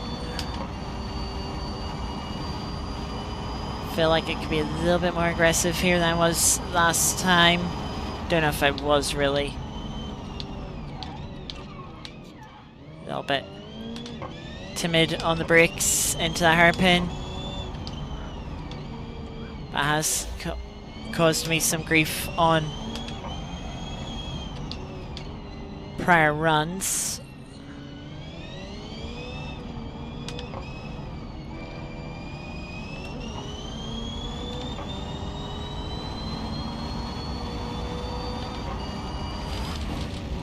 Maybe that's a bit too much of a cut.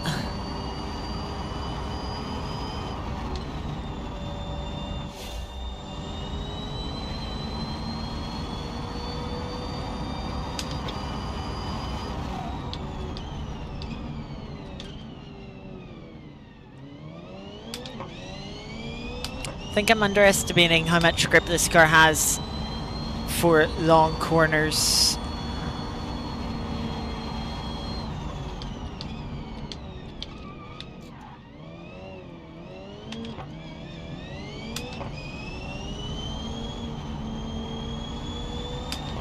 As we come up to the line, it's going to be sub 8 minutes. It's going to be 7:52.5.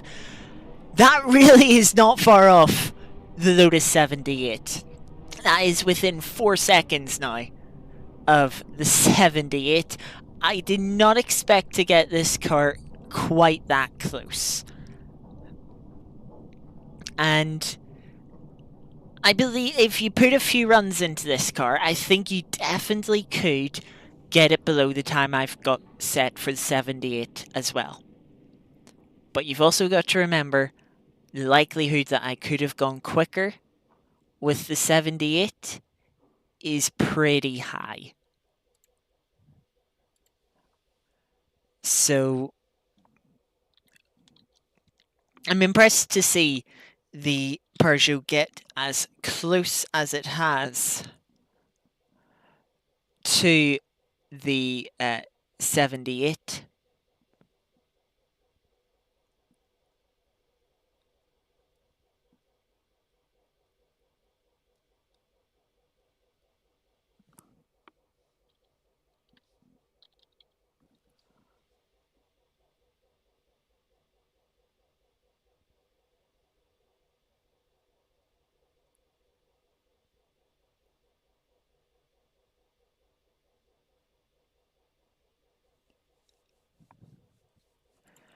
So yeah, that's the sort of standings as they are. 2 and a bit runs in less time than your sub car is taking to do 1 run. I take it you mean for the upcoming challenge in the first week of October on the gravel one.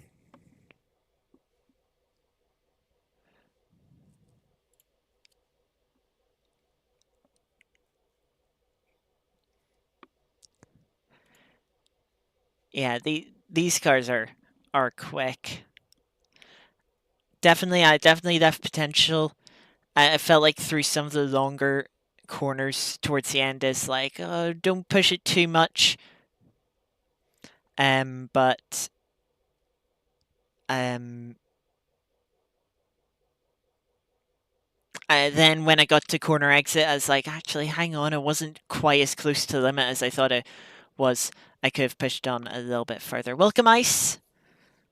Good to see you. We've just running some of the cars from Goodwood last week up the Pikes Peak hill climb.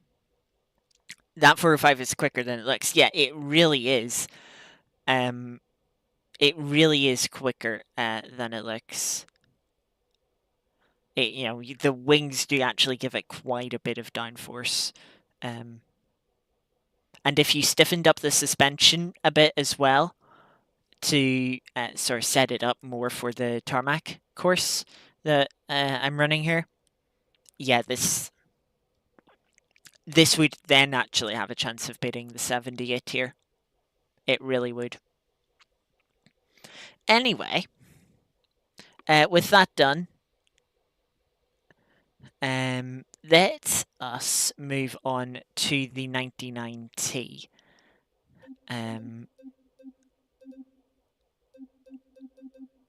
Give the Peugeot a few runs, 3 runs there. Okay, I did mess the first one up. But we are probably going to need a couple of runs for the remaining cars. So we are. That we have left. I am trying to look for the next one. I'm either being blind. There it is.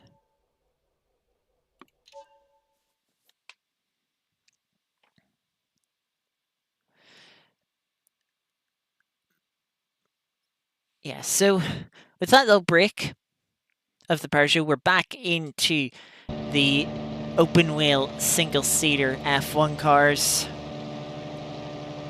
Getting back to now with the Lotus 99T, the first of our turbocharged single seaters, which is only going to make this one ever more difficult. This one could take a few attempts to get to the top. We'll see why. I'm sure we will see why. Let's get going.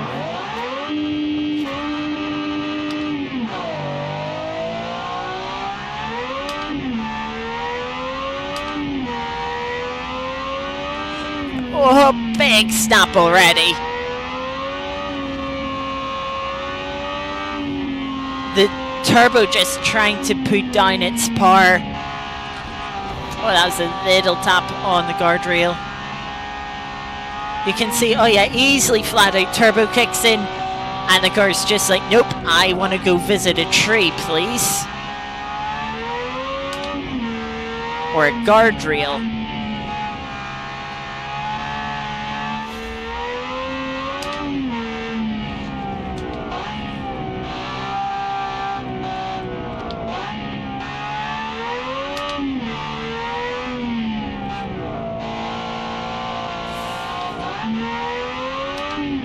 The car is definitely crapping a little bit after that clunk on the guardrail.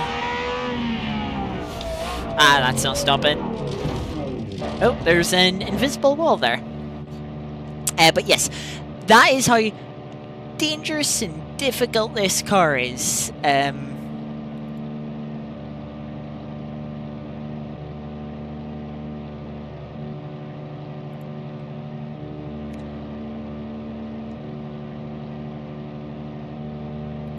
Yeah.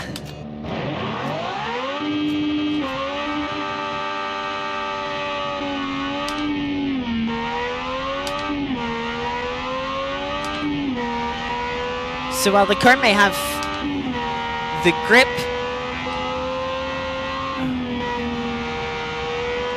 oh god. Yeah, I tried to save the car there, as it got a twitch from once again trying to put the torque and power of the turbo down. The car was not having it.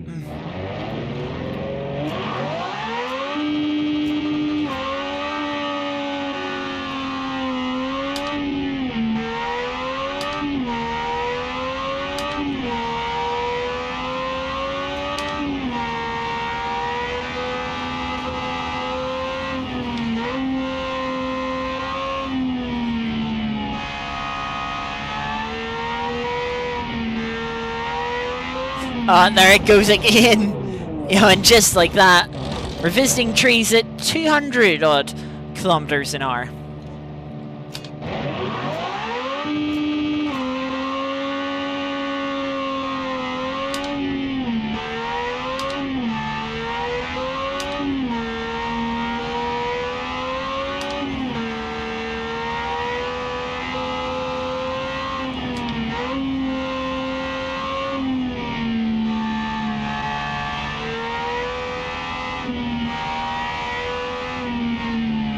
Another little slide there, and that's the thing with how quick you're going in this car. When you have a little slide, when you have a moment, it's not just a small moment, it very quickly becomes a big moment.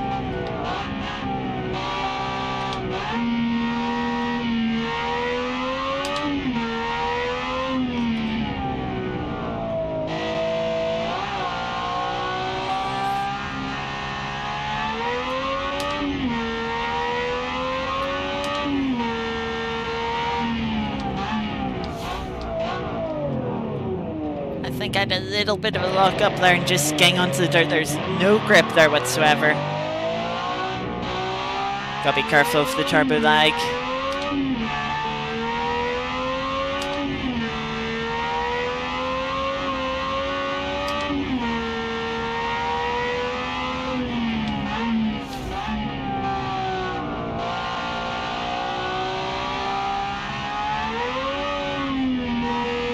Just realised I haven't been setting the distance counter, so it is woefully off.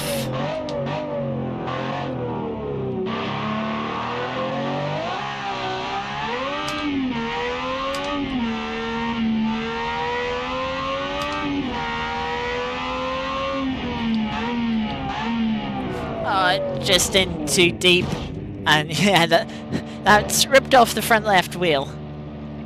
Yeah, as I said, this car will take a few attempts.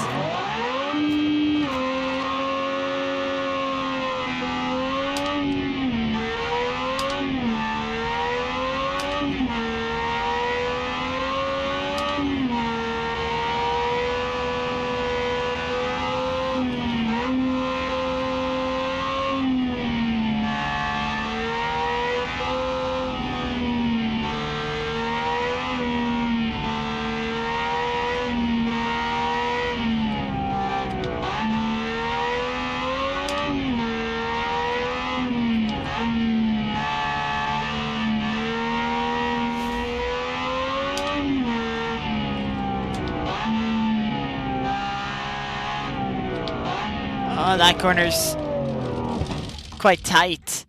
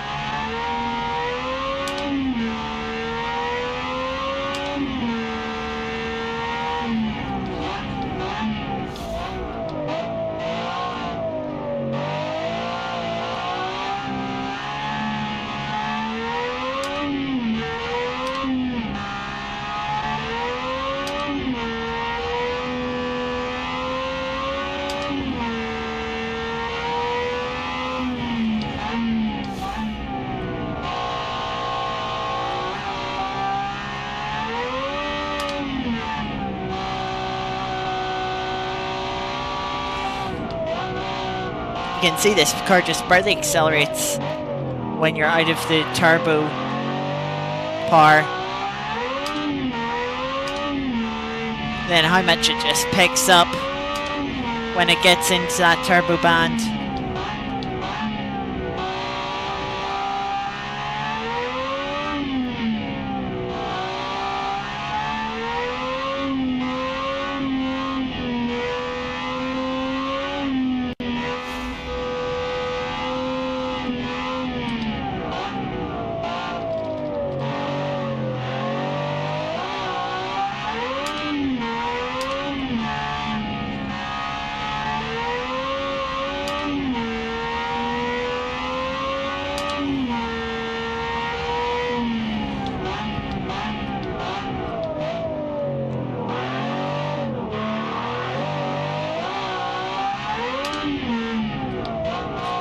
You can see on some of the upshifts, especially from 5th to 6th, the car just momentarily falls out of the turbo band. Just stops accelerating despite you being flat out the entire time.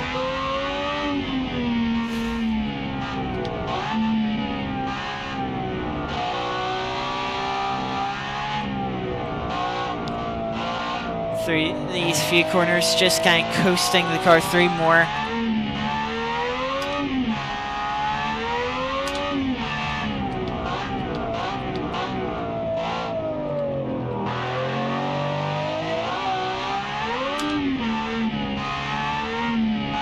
Even if you get on the clutch to try and help the turbo spin up,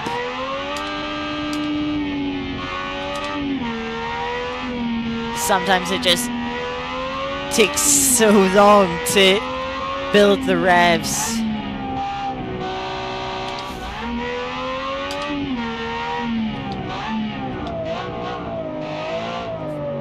That you don't know whether you want to hold the clutch in for longer or just leave it.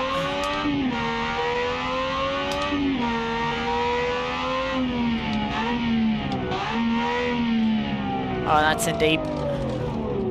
Oh no! Oh. Oh no, that's significant suspension steering damage.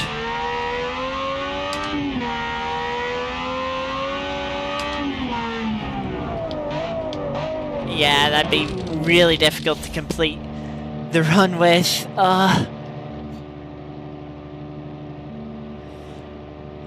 This is tough. This isn't going to be about how quickly this car can go up the hill. It's about how quickly the car can survive getting to the top of the hill.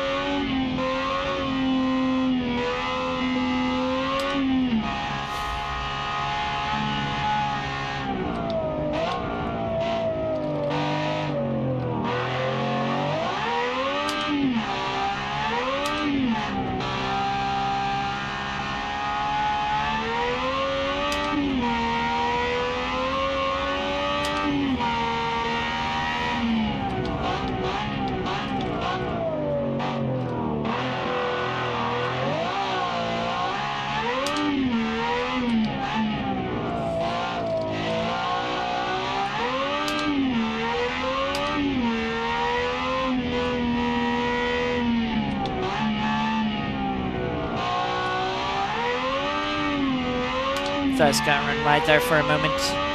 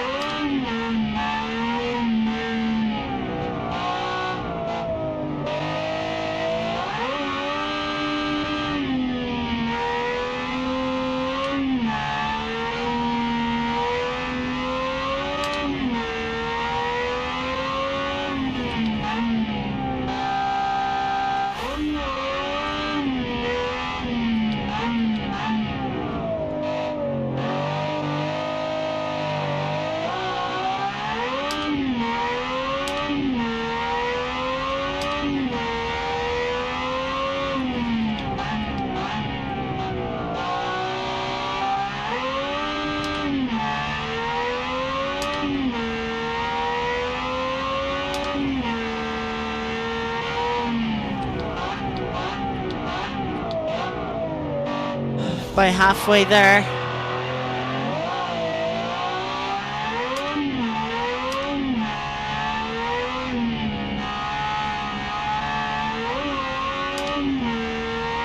Oh, this is so tough.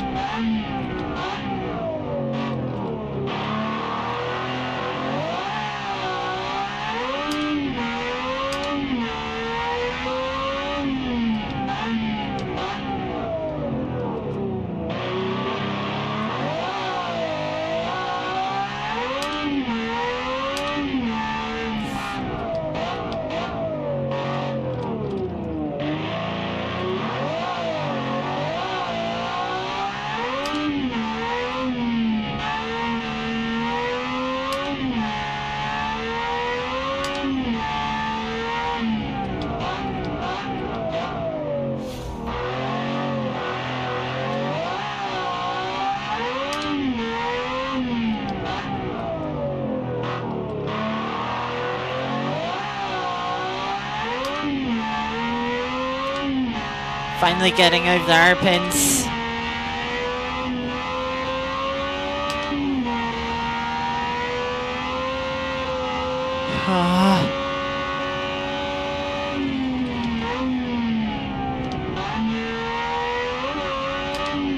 Just felt like I was better to the car in fifth there.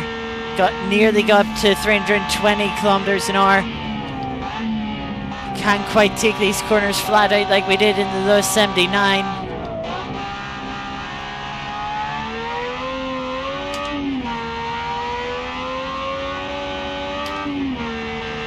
Rear end sliding around.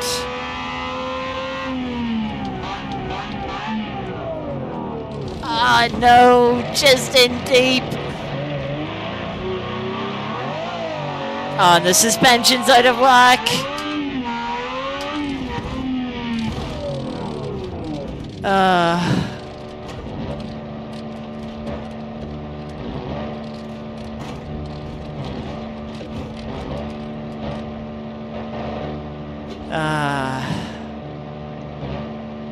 I mean, we've already passed the time for the 79, and we still had quite a bit to go.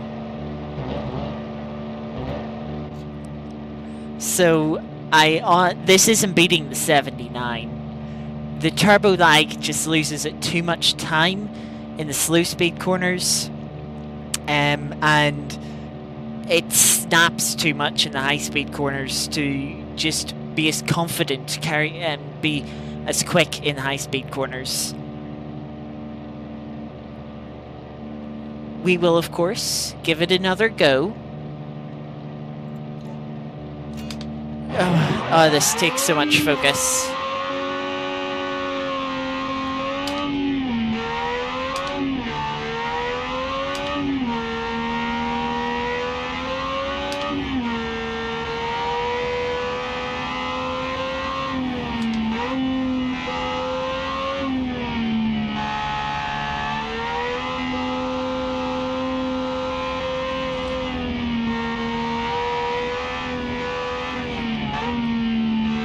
Another thing I'm noticing with this car is it really does not like to turn when you're on the brakes.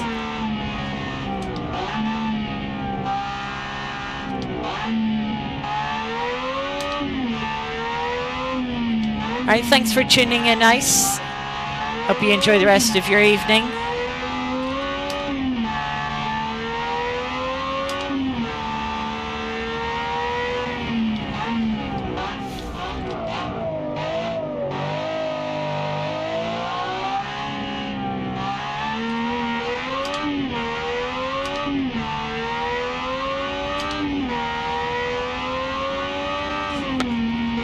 Oh my god.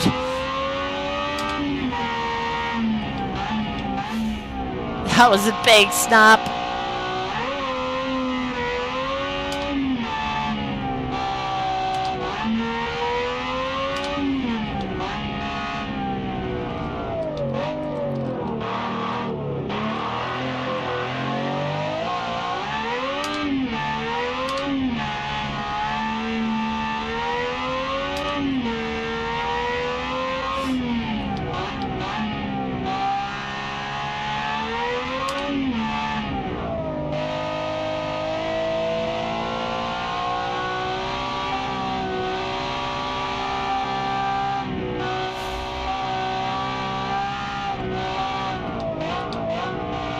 Being careful through that section just by being in a high gear.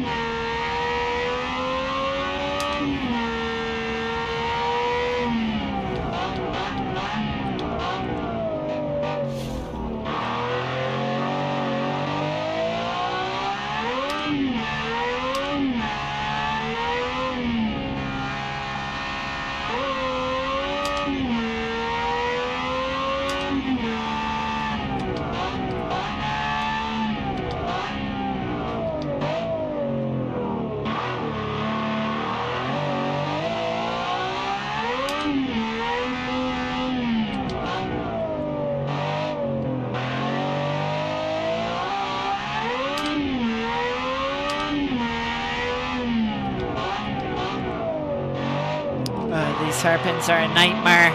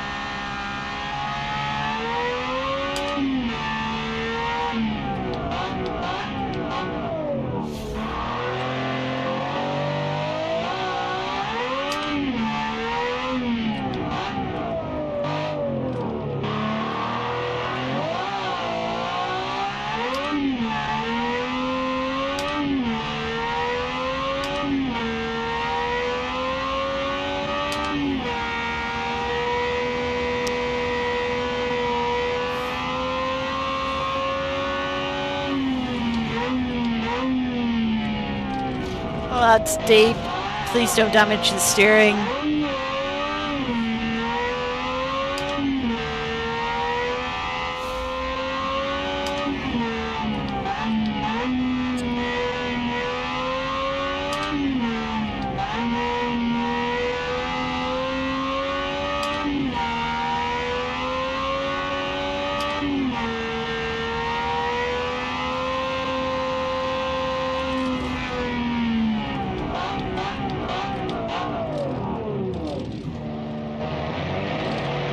Take it careful.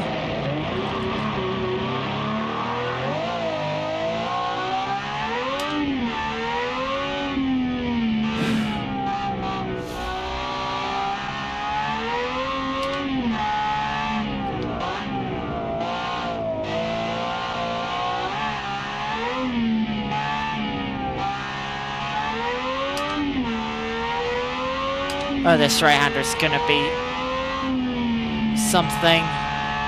Yeah, just take it easy.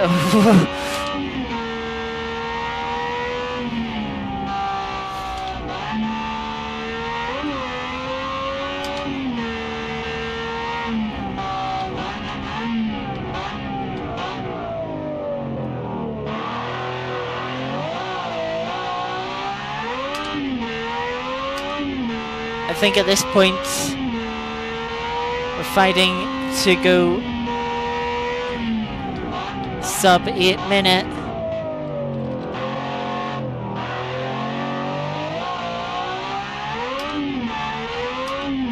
Which we're just gonna miss out on.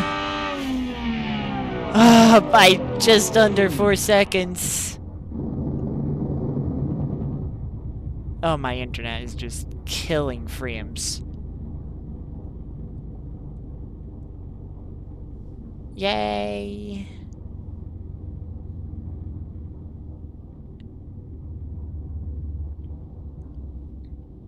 Internet anytime today, please.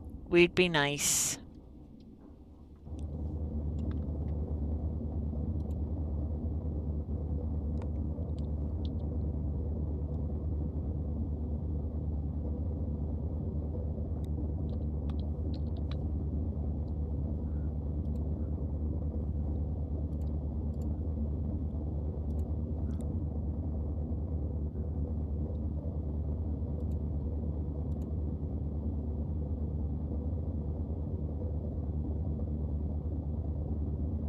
Anytime today, please.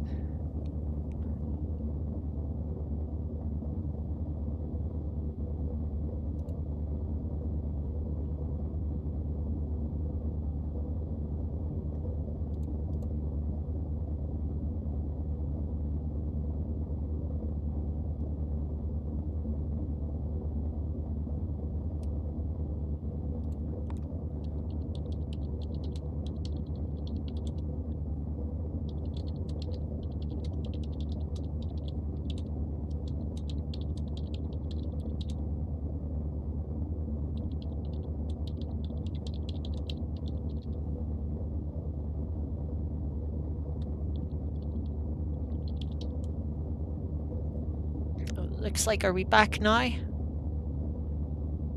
it looks like I've stopped dropping Hey, that's nice. Thank you. Thank you, internet. Don't start again.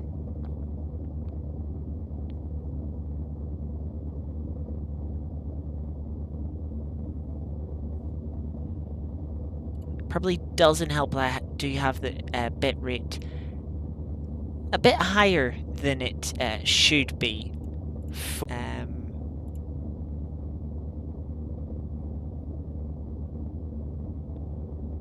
Streaming at 1080p.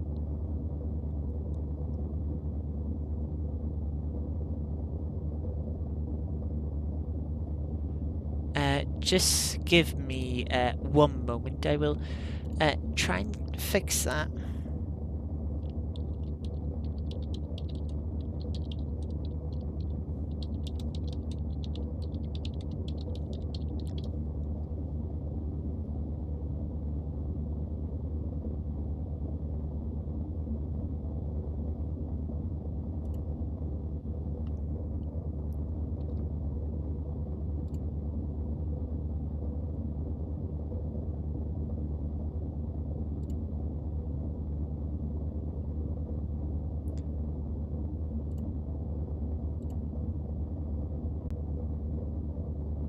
Right, hopefully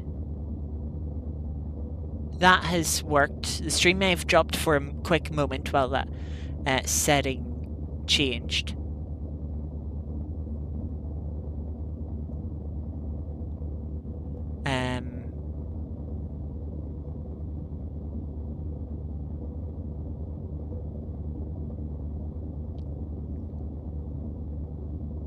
But it does seem to be back. I hopefully have fixed that.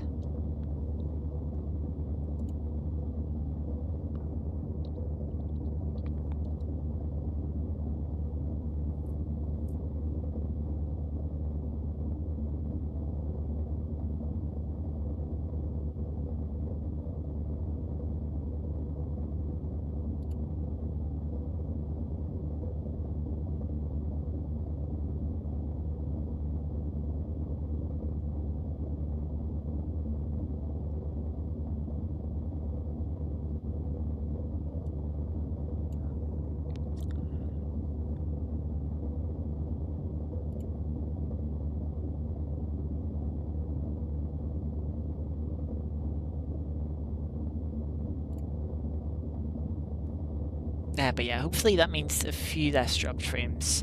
There were a good grand 14,000 dropped frames there. Not ideal, to say the least. Let me just quickly update the spreadsheet.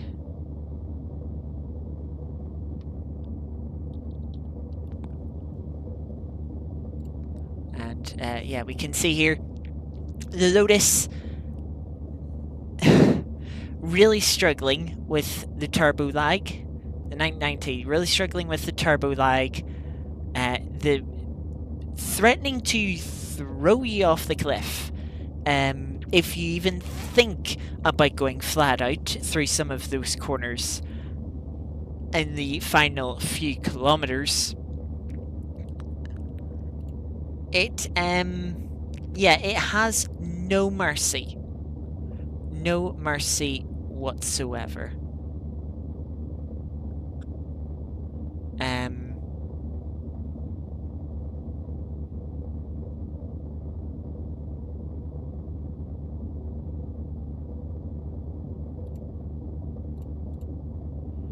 So now that the internet isn't taking a dump, and we have got the 9090 up to the top, we're going to try and get another really deadly machine up to the top. That is, of course, the MP4-4.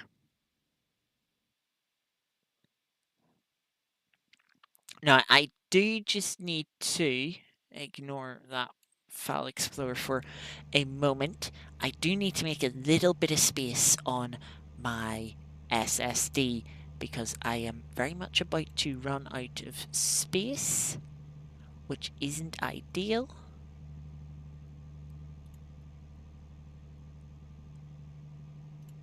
That can help. I'm gonna have to delete a video.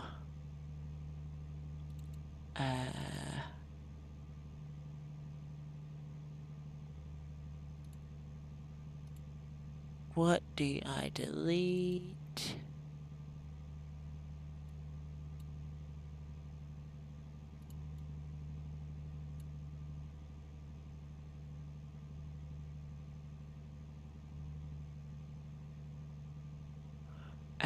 I delete them.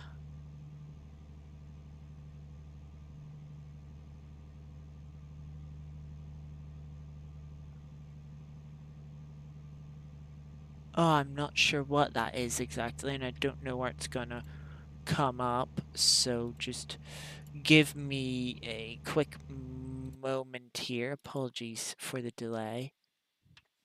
Oh, that's that. So if that's that, then I can delete that.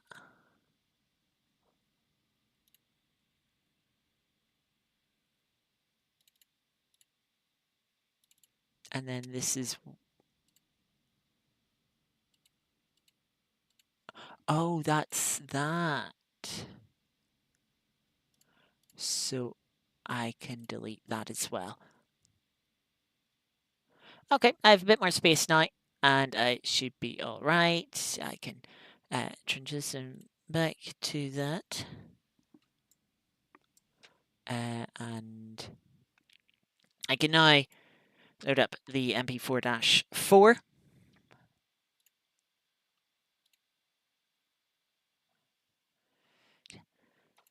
Let's see how this runs.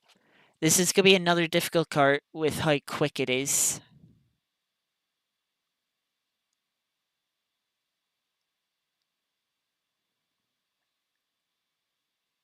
So,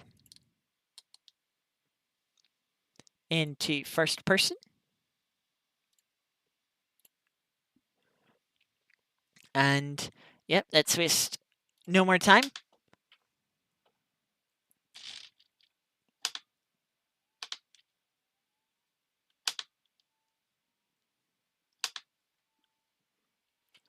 Oh, this car, a little bit more understeer than the other most recent cars. The Lotus.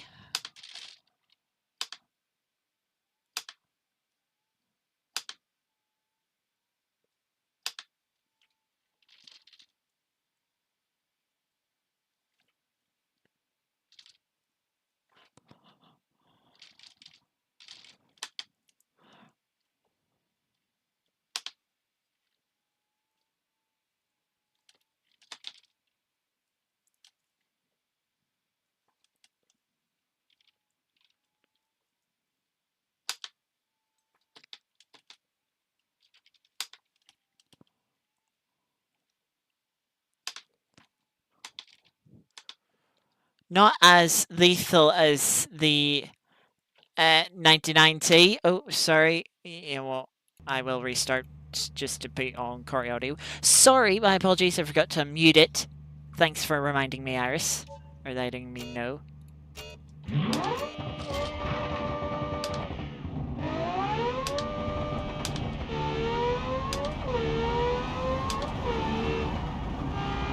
Car really didn't want to shift through the gears there. I had to give it a little helping hand.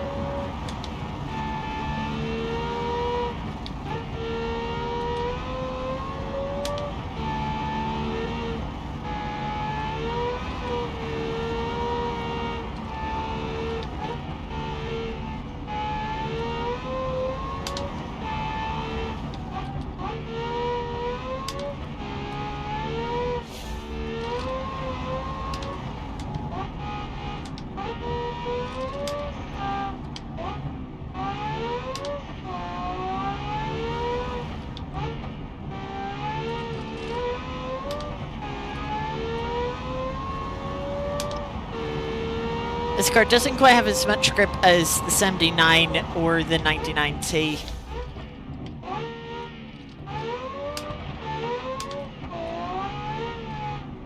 Certainly not trying to kill me as much as the 99T was.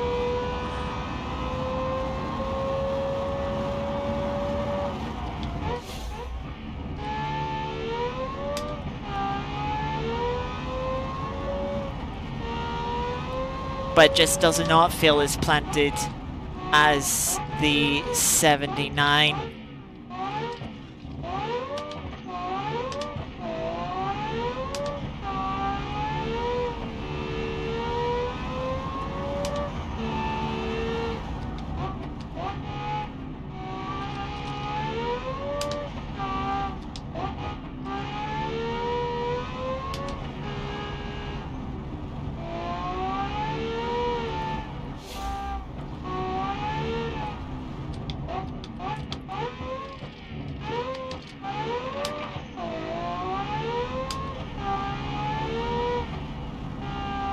Oh, the understeer. I mean, this car is still going very quickly around these corners, but just with the cars that I've driven up this hill recently, feels like it has so much understeer in comparison.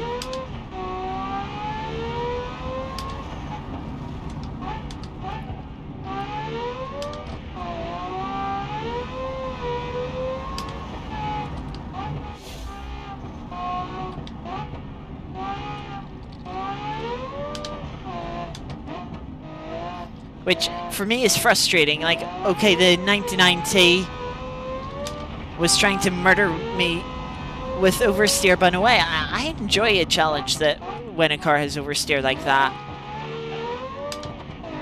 When a car has understeer, I don't enjoy that. It's frustrating. It isn't fun.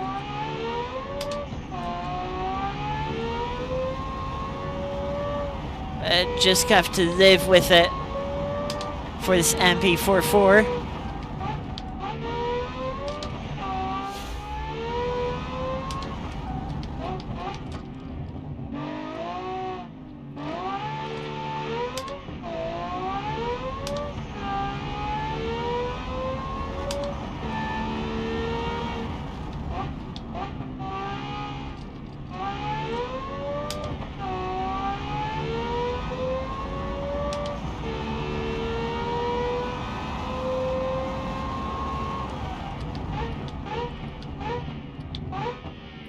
Hitting the 4-minute mark.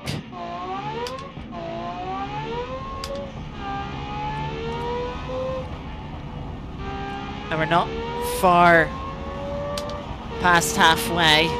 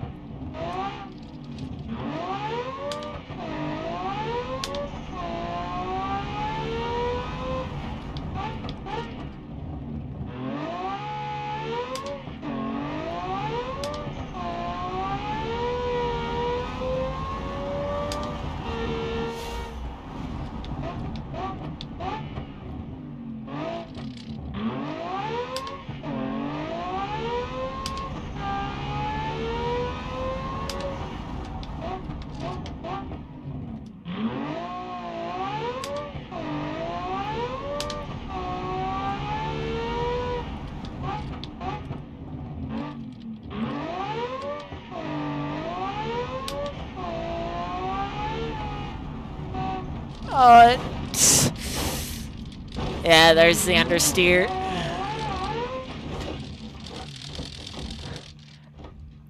Oh, nearly got it back on the road. Yeah, it didn't seem super understeer before. Though compared to the other things tonight, yeah, compared to the other things. If I was to drive some of... Well, the thing that makes it understeery is... Okay, yes, it's still going through the corners a lot quicker than a lot of cars would do up here. Whenever you turn into a corner, though, whereas with the 99T, the car would turn in, and then the rear would snap on you, and you'd have to correct the slide and hold on to the car. With the MP4-4, you're not correcting on a slide. You're not holding on to a slide. You're just wishing the car would turn that little bit more for you. You know, it just needs like a little bit more front aero, something to give the front end a little bit more bite. And then it would definitely be challenging the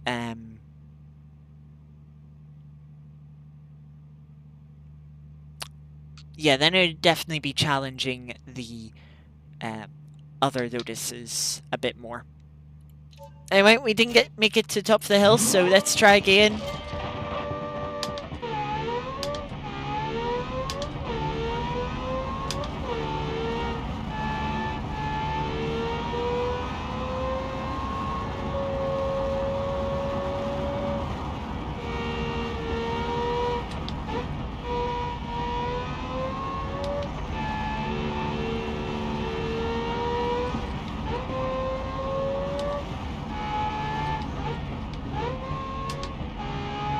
Sometimes the front end does bite a bit more like you'd expect it to, but it's not entirely consistent.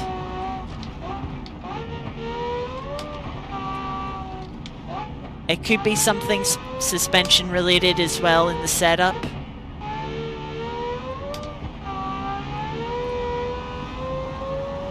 This car does seem to move around a bit on its suspension.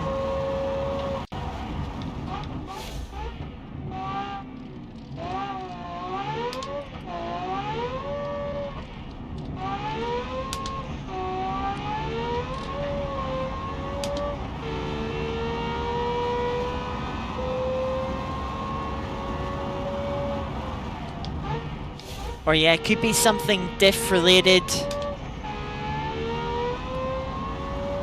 Shame this isn't a modern F1 car where we can change just about anything on the diff.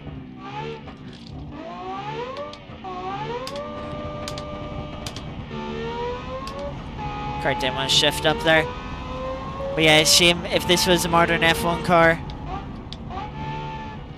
Could change the behaviour of the diff on the entry of the corner, in the middle of the corner, and in the high speed corners separately as well.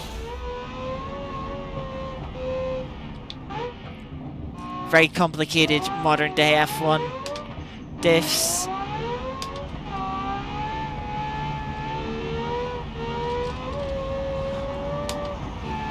Just I kept the car on the road there with the understeer.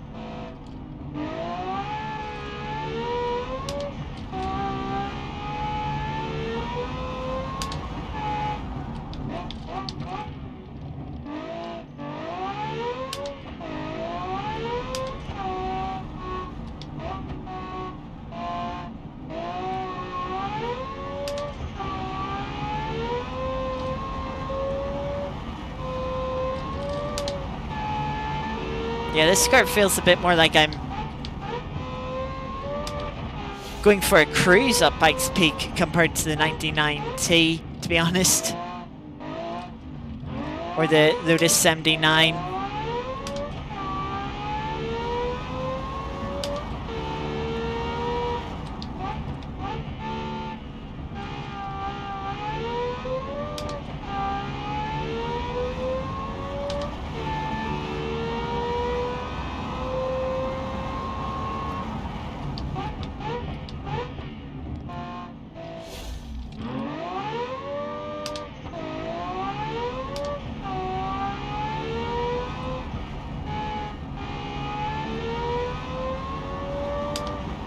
I also think the car was doing a bit of a one-wheel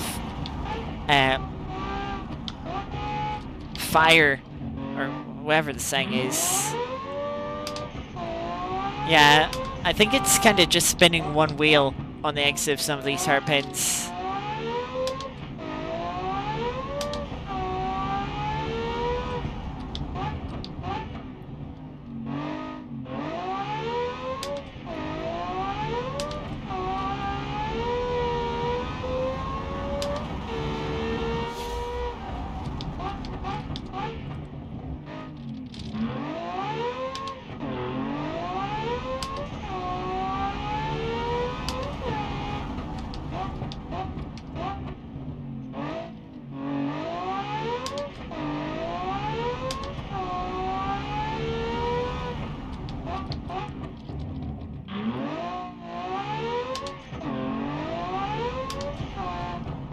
It's just a leisurely drive in the MP4-4.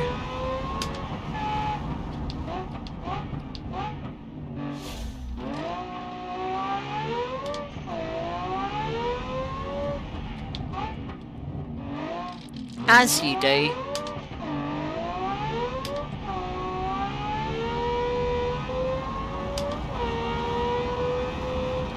Oh, nearly understeered off there. That'd be a new one.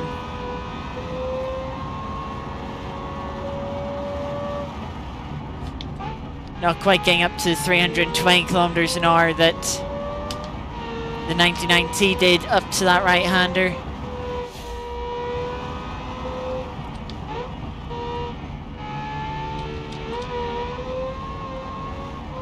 Just struggling to have confidence in the MP4 around this section. Just scared I'm gonna understeer off the cliff.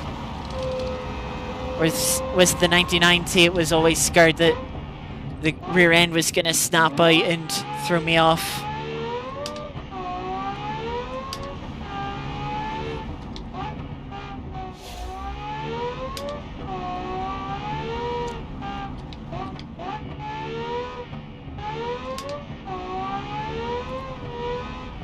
We're not too far away from the 7-minute mark.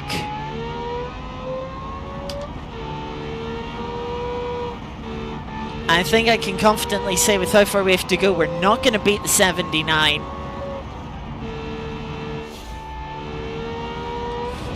Whew! That's the closest I've hit that corner all night so far. There goes the time for the 79.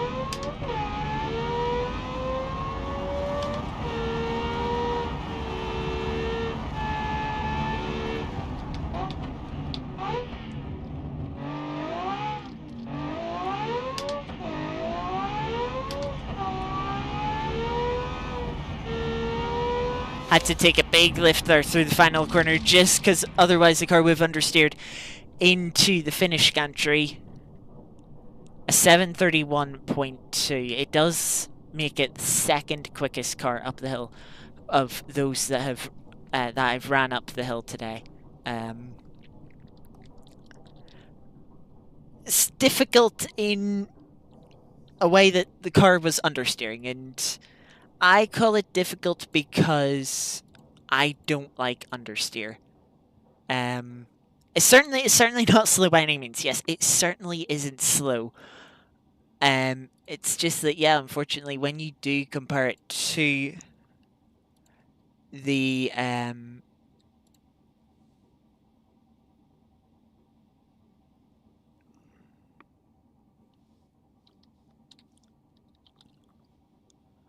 when you do compare it to the 79, yeah, it's just not the same. It's quite wild, the differences between the 17 between the MP4-4 and the 99T. You know, like the 919 was doing 320 kilometers an hour at one point in the final few kilometers. I think the McLaren there only got to 280. The place that the 99T lost a lot of time compared to the McLaren is out of the hairpins. The McLaren, you put your foot down, and because the car's naturally aspirated, it accelerated. With the 99T, it's like, well, hang on a moment, I need to spin up this turbo because we were just in a very slow corner. Give me check back in next week. Even when you push the throttle, it's like, okay, I'll do it quicker, but still, you come back tomorrow. Which, okay, yes, speed-wise, it's better than next week, but compared to the naturally aspirated cars, it's like, yeah, if it's an eternity, it is like an entire day. As the thing is, it's night and day difference between them. Yeah, like, the MP4 definitely could get closer to the 79 if it had a bit more front end. Give it a little bit more front downforce, or tune the suspension a little bit for the front end. And yeah, it definitely could. I imagine the person who made it, Dara, wanted it to be safer to drive for them, and hence the understeer. Understeer is generally considered safer, which, yeah, it certainly is. But yeah, it just made this car not quite as fun to drive up here as the 79. The 79 was like perfectly balanced. The turning it had was great. It didn't understeer. It didn't really oversteer. It just stuck to the road. Really, it was how brave with it could you be while being precise enough to get it around the corner at like 200 miles per hour. You know, the car was definitely not the limitation. It's the driver, myself in this case, of course. Okay, you can say that about the 919. Yeah, I'm limiting it in some way, but the difficulties I'm having with it are a fault of the car. Not necessarily, that most people, I'd say 99.9% of people would have with the car. So, is it fair to say it's a flaw in the 99T? I think it is. I think it, you could say, is a flaw with it. But yeah, despite that, I did slightly enjoy the 99T a bit more than the McLaren. Definitely didn't make it any easier. That is for sure. Now, before we go, there is one more car I want to run up Pikes Peak. But not this Pikes Peak. Some of you may know there is something, a little event coming up soon on the gravel Pikes Peak. So why not, while we're here, why not run the car, my sort of prototype for this event, up the hill, just as a bit of an example run, shall we say, to sort of give a bit of a benchmark. Little sneak peeking away, yes. The car, as I say, it is a prototype. So yeah, all the aero fixtures are on the car because, well, you kind of need the aero fixtures for it to drive. But yeah, there's a vent there, there's a grille, and there's exhaust. That is it when it comes to the rest of the fixtures. As you can see, driver cam's not exported. The bonnet cam is just in the right place, handily enough. So, yeah. Also, the force feedback on this car doesn't really work that well. You'll quickly see. But yes, this will be a bit of a struggle to get up the hill, but I will do my best. And yeah, it's a little bit of a sneak peek. And sort of, you could say, a little reward for those taking part in the event that are here now, or maybe watching the VOD back at a later point. It's up to you whether you want to share the information with everyone else. Anyway, let us go. I can hear the rattles of the force feedback already. This car, a bit like the 99T. Oh dear. That's not gone to plan. You didn't see anything, by the way.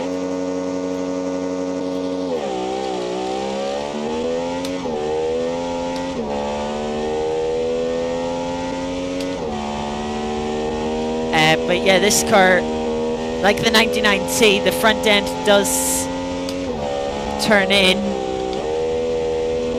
and it's the rear end that you're having that's your limiting factor.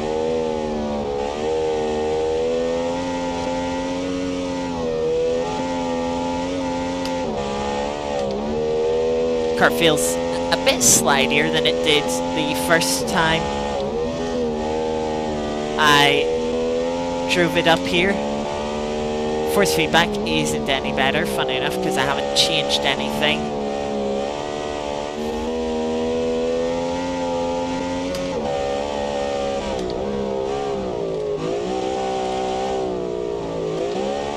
The engine, by the way, is a 2.4 litre naturally aspirated V8. The car is all-wheel drive.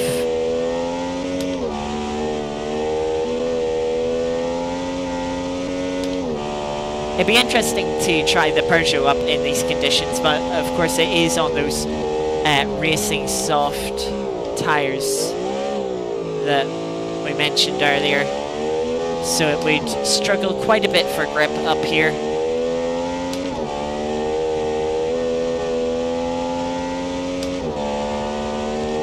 It makes about 256 horsepower. weighing about 755 kilos.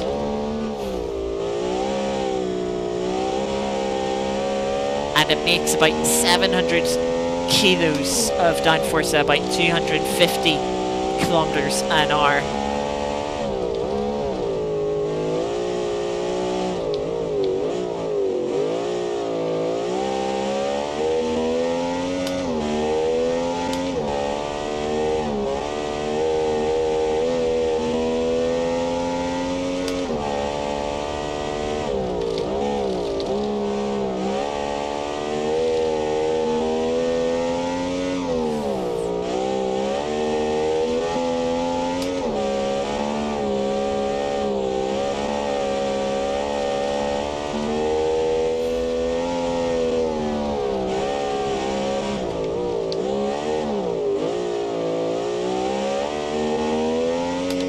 I'll tell you one thing for sure, this car doesn't have trouble turning around the hairpins like what some of the cars did earlier on tonight.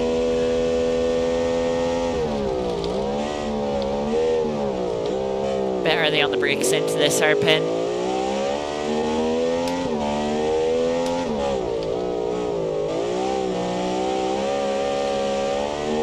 The car really does just turn in when you want it to.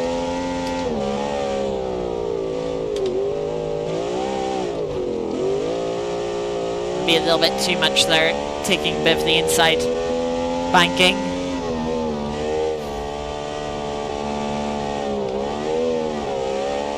But look at that, the way that corner tied in, not an issue for this car. It does pretty much what you want it to in terms of turning in for corners.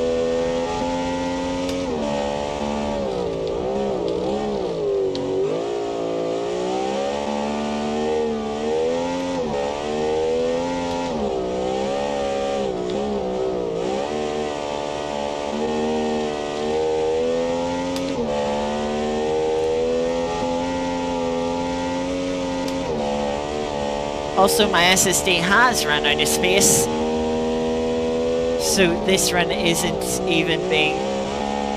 I'm not even recording this run.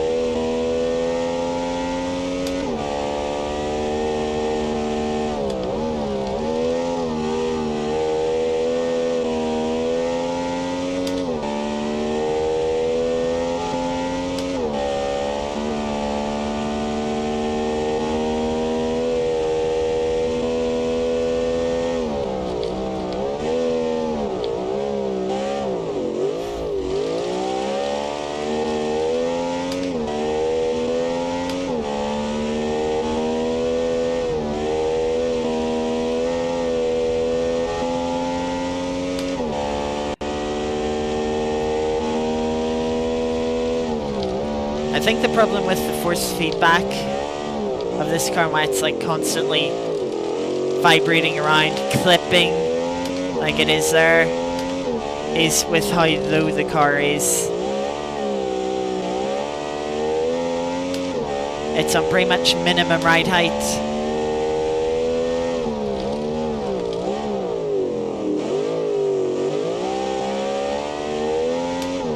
To try and limit the chances of it rolling and maximize grip and cornering capabilities.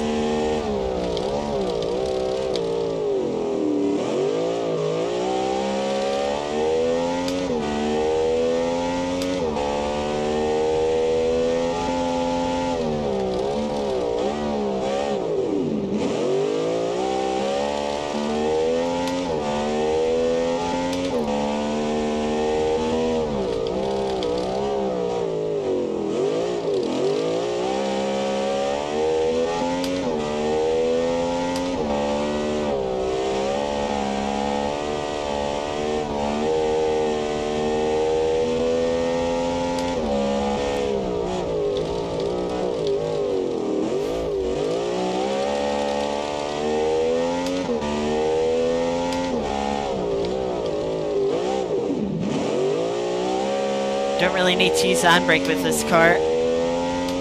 When you get to the hairpin, just start turning it in, stab the throttle, and it just rotates.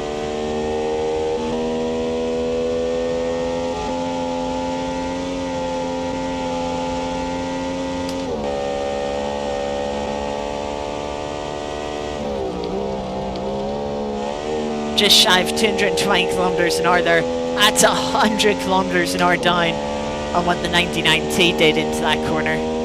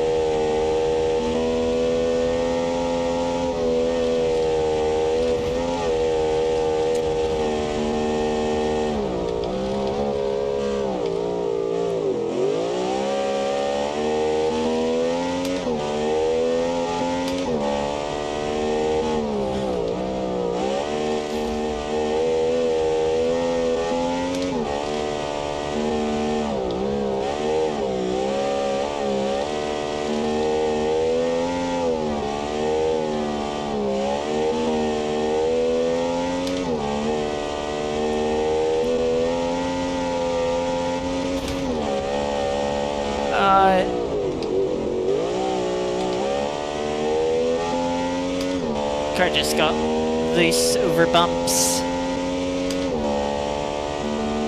Since I didn't quite have it positioned correctly. Oh, that was...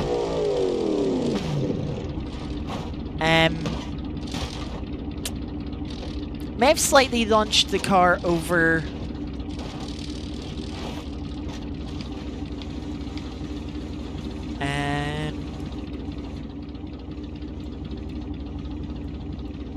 oh.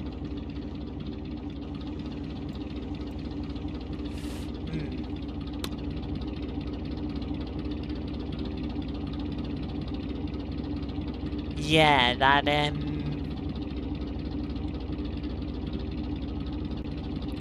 that's not ideal. The front right steering wheel is quite broken there.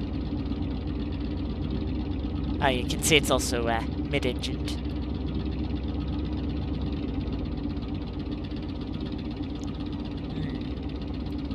Yeah, that wasn't quite the line. So we'll never know what time that would have been. But if I go into time trials here, you can see the time I did earlier. 9:07.3. Not too far off what the Supervan did tonight. But yeah, that is the time. So whether you may be taking part in the event, that is sort of a little benchmark for yourselves. If not, then something to look forward to. 5th of October, I will be streaming this event as many people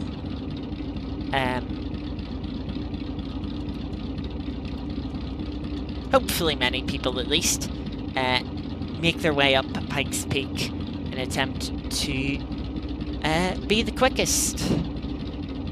In the meantime, let's go back to this. It is starting to get a little bit late.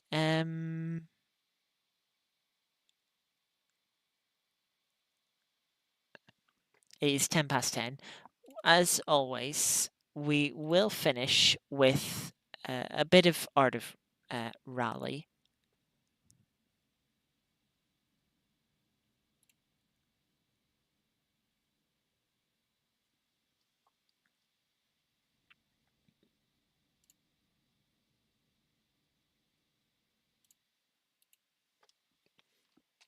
Hello, hello.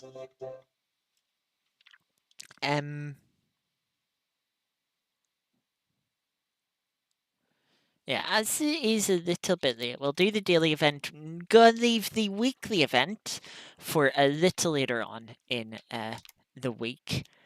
We can check back to when was it? It was Thursday last week. Yes, of course. Retired. Had the slight scrape along the guardrail that put us out. So here we have Group B at Germany for a 7.6 mile stage in, yeah, as I said, in Germany.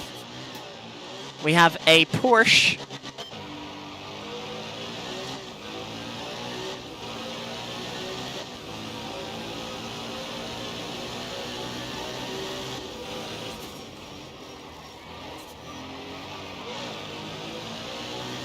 So let's see what we can do here. Car's brakes, not quite as good as I was expecting them to be.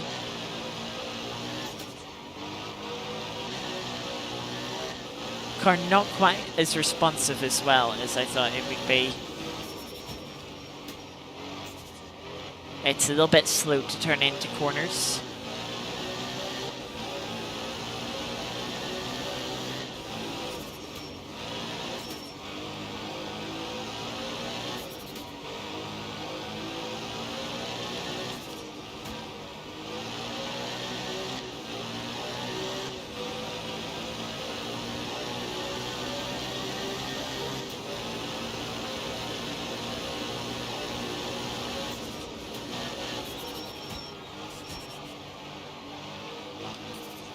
I knew I could just see the bales for the chicane past the church going into that complex. But then the church was just hiding them as going through the square left, and it's like, right, just where's that chicane? How tight do I need to stay here to avoid it?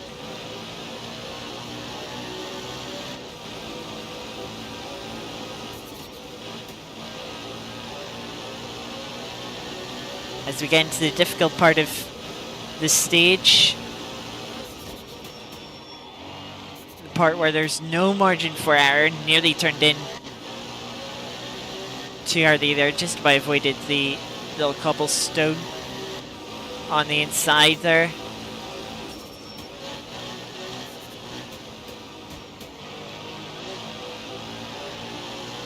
Getting quite close to the outside ones there too.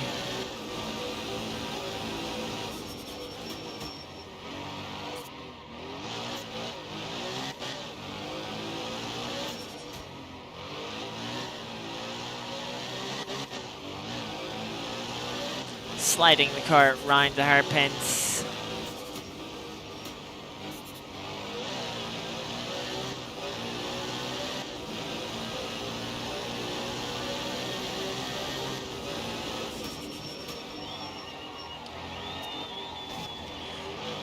Well, I just clipped that cobblestone, but got away with it.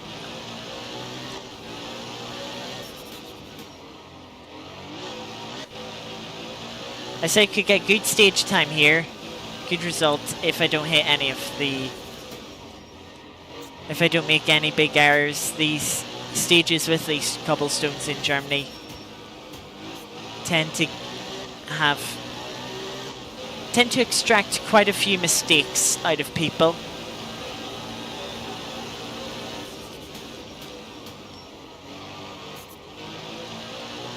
So as long as you find yourself being one of the people that avoid those mistakes, you can find yourself doing quite well, maybe better than usual.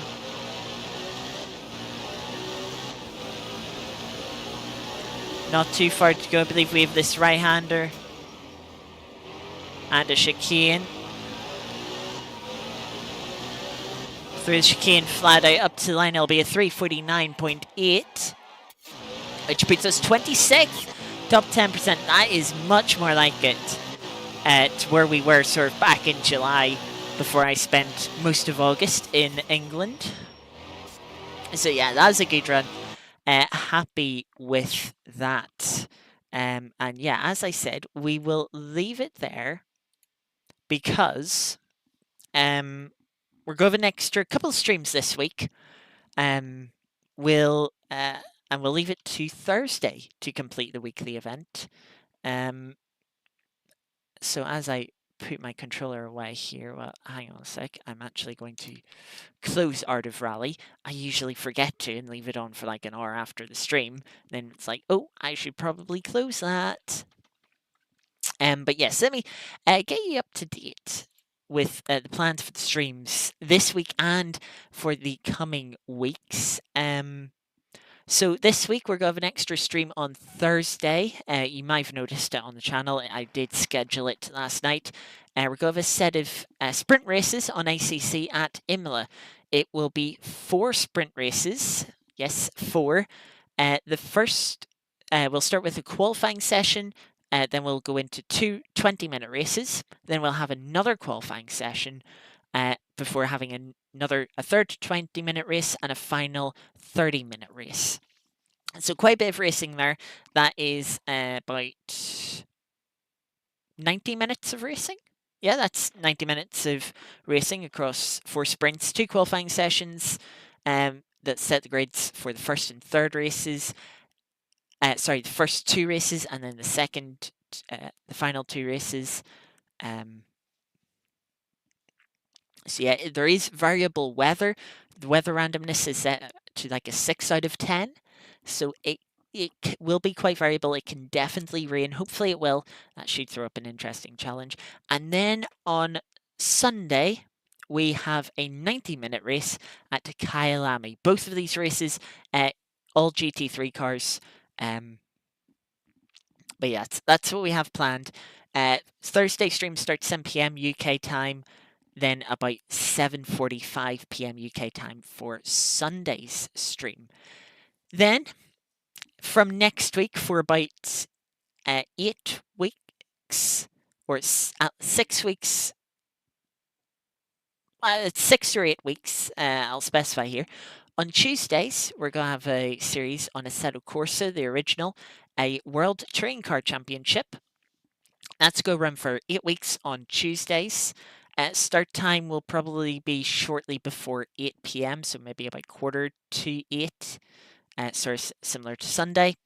Then on Wednesdays, we're going to have a Ginetta Spec series on Wednesdays. That will be for 6 weeks. Again, I think that will be about 7:45 p.m. start time. I'll need to double check and confirm. And then on Thursdays, yes, 3 days in a row, we're then going to have a GT4 series run for 8 weeks. Again, I think that'll be about 7:45 UK start time. Of course, that will run into past the end of daylight savings, so we will have a bit of time zone confusion. But I will try and get these streams scheduled somewhat early. So yeah, that's sort of going to be the schedule for the next, starting from next week for about 6 to 8 weeks, and should keep us quite busy on the racing front. And then, of course, there will be the occasional additional streams, such as October the 5th. That is a Saturday from 7 p.m. There'll be a Pikes Peak Hill Climb, what you just seen there at the end of this stream, before we did Art of Rally, of course. So yes, lots of good racing. Hopefully it'll be good fun. Hopefully have a bit of luck, not in the sense of good results. I'm not too bothered. Hopefully good luck in them not being crap races. That would be nice. But yeah, lots of streams. Hopefully we do have some good racing with them. That, however, is going to do it for today. Thank you, Iris, for being here for the entire stream, and of course everyone else that joined in, Fiona, Cora, John, Ice, quite a few people jumping in again, which is nice to see. Nice to see the Beam streams being well received. Yeah, hopefully you've all enjoyed. We'll hopefully see you back on Thursday, if not Sunday or next week. Got a lot coming up, so yeah, hopefully I'll see you in a future stream coming up soon. But yeah, until then, take care of yourselves. Enjoy your Wednesday, and yeah, we'll see you next time.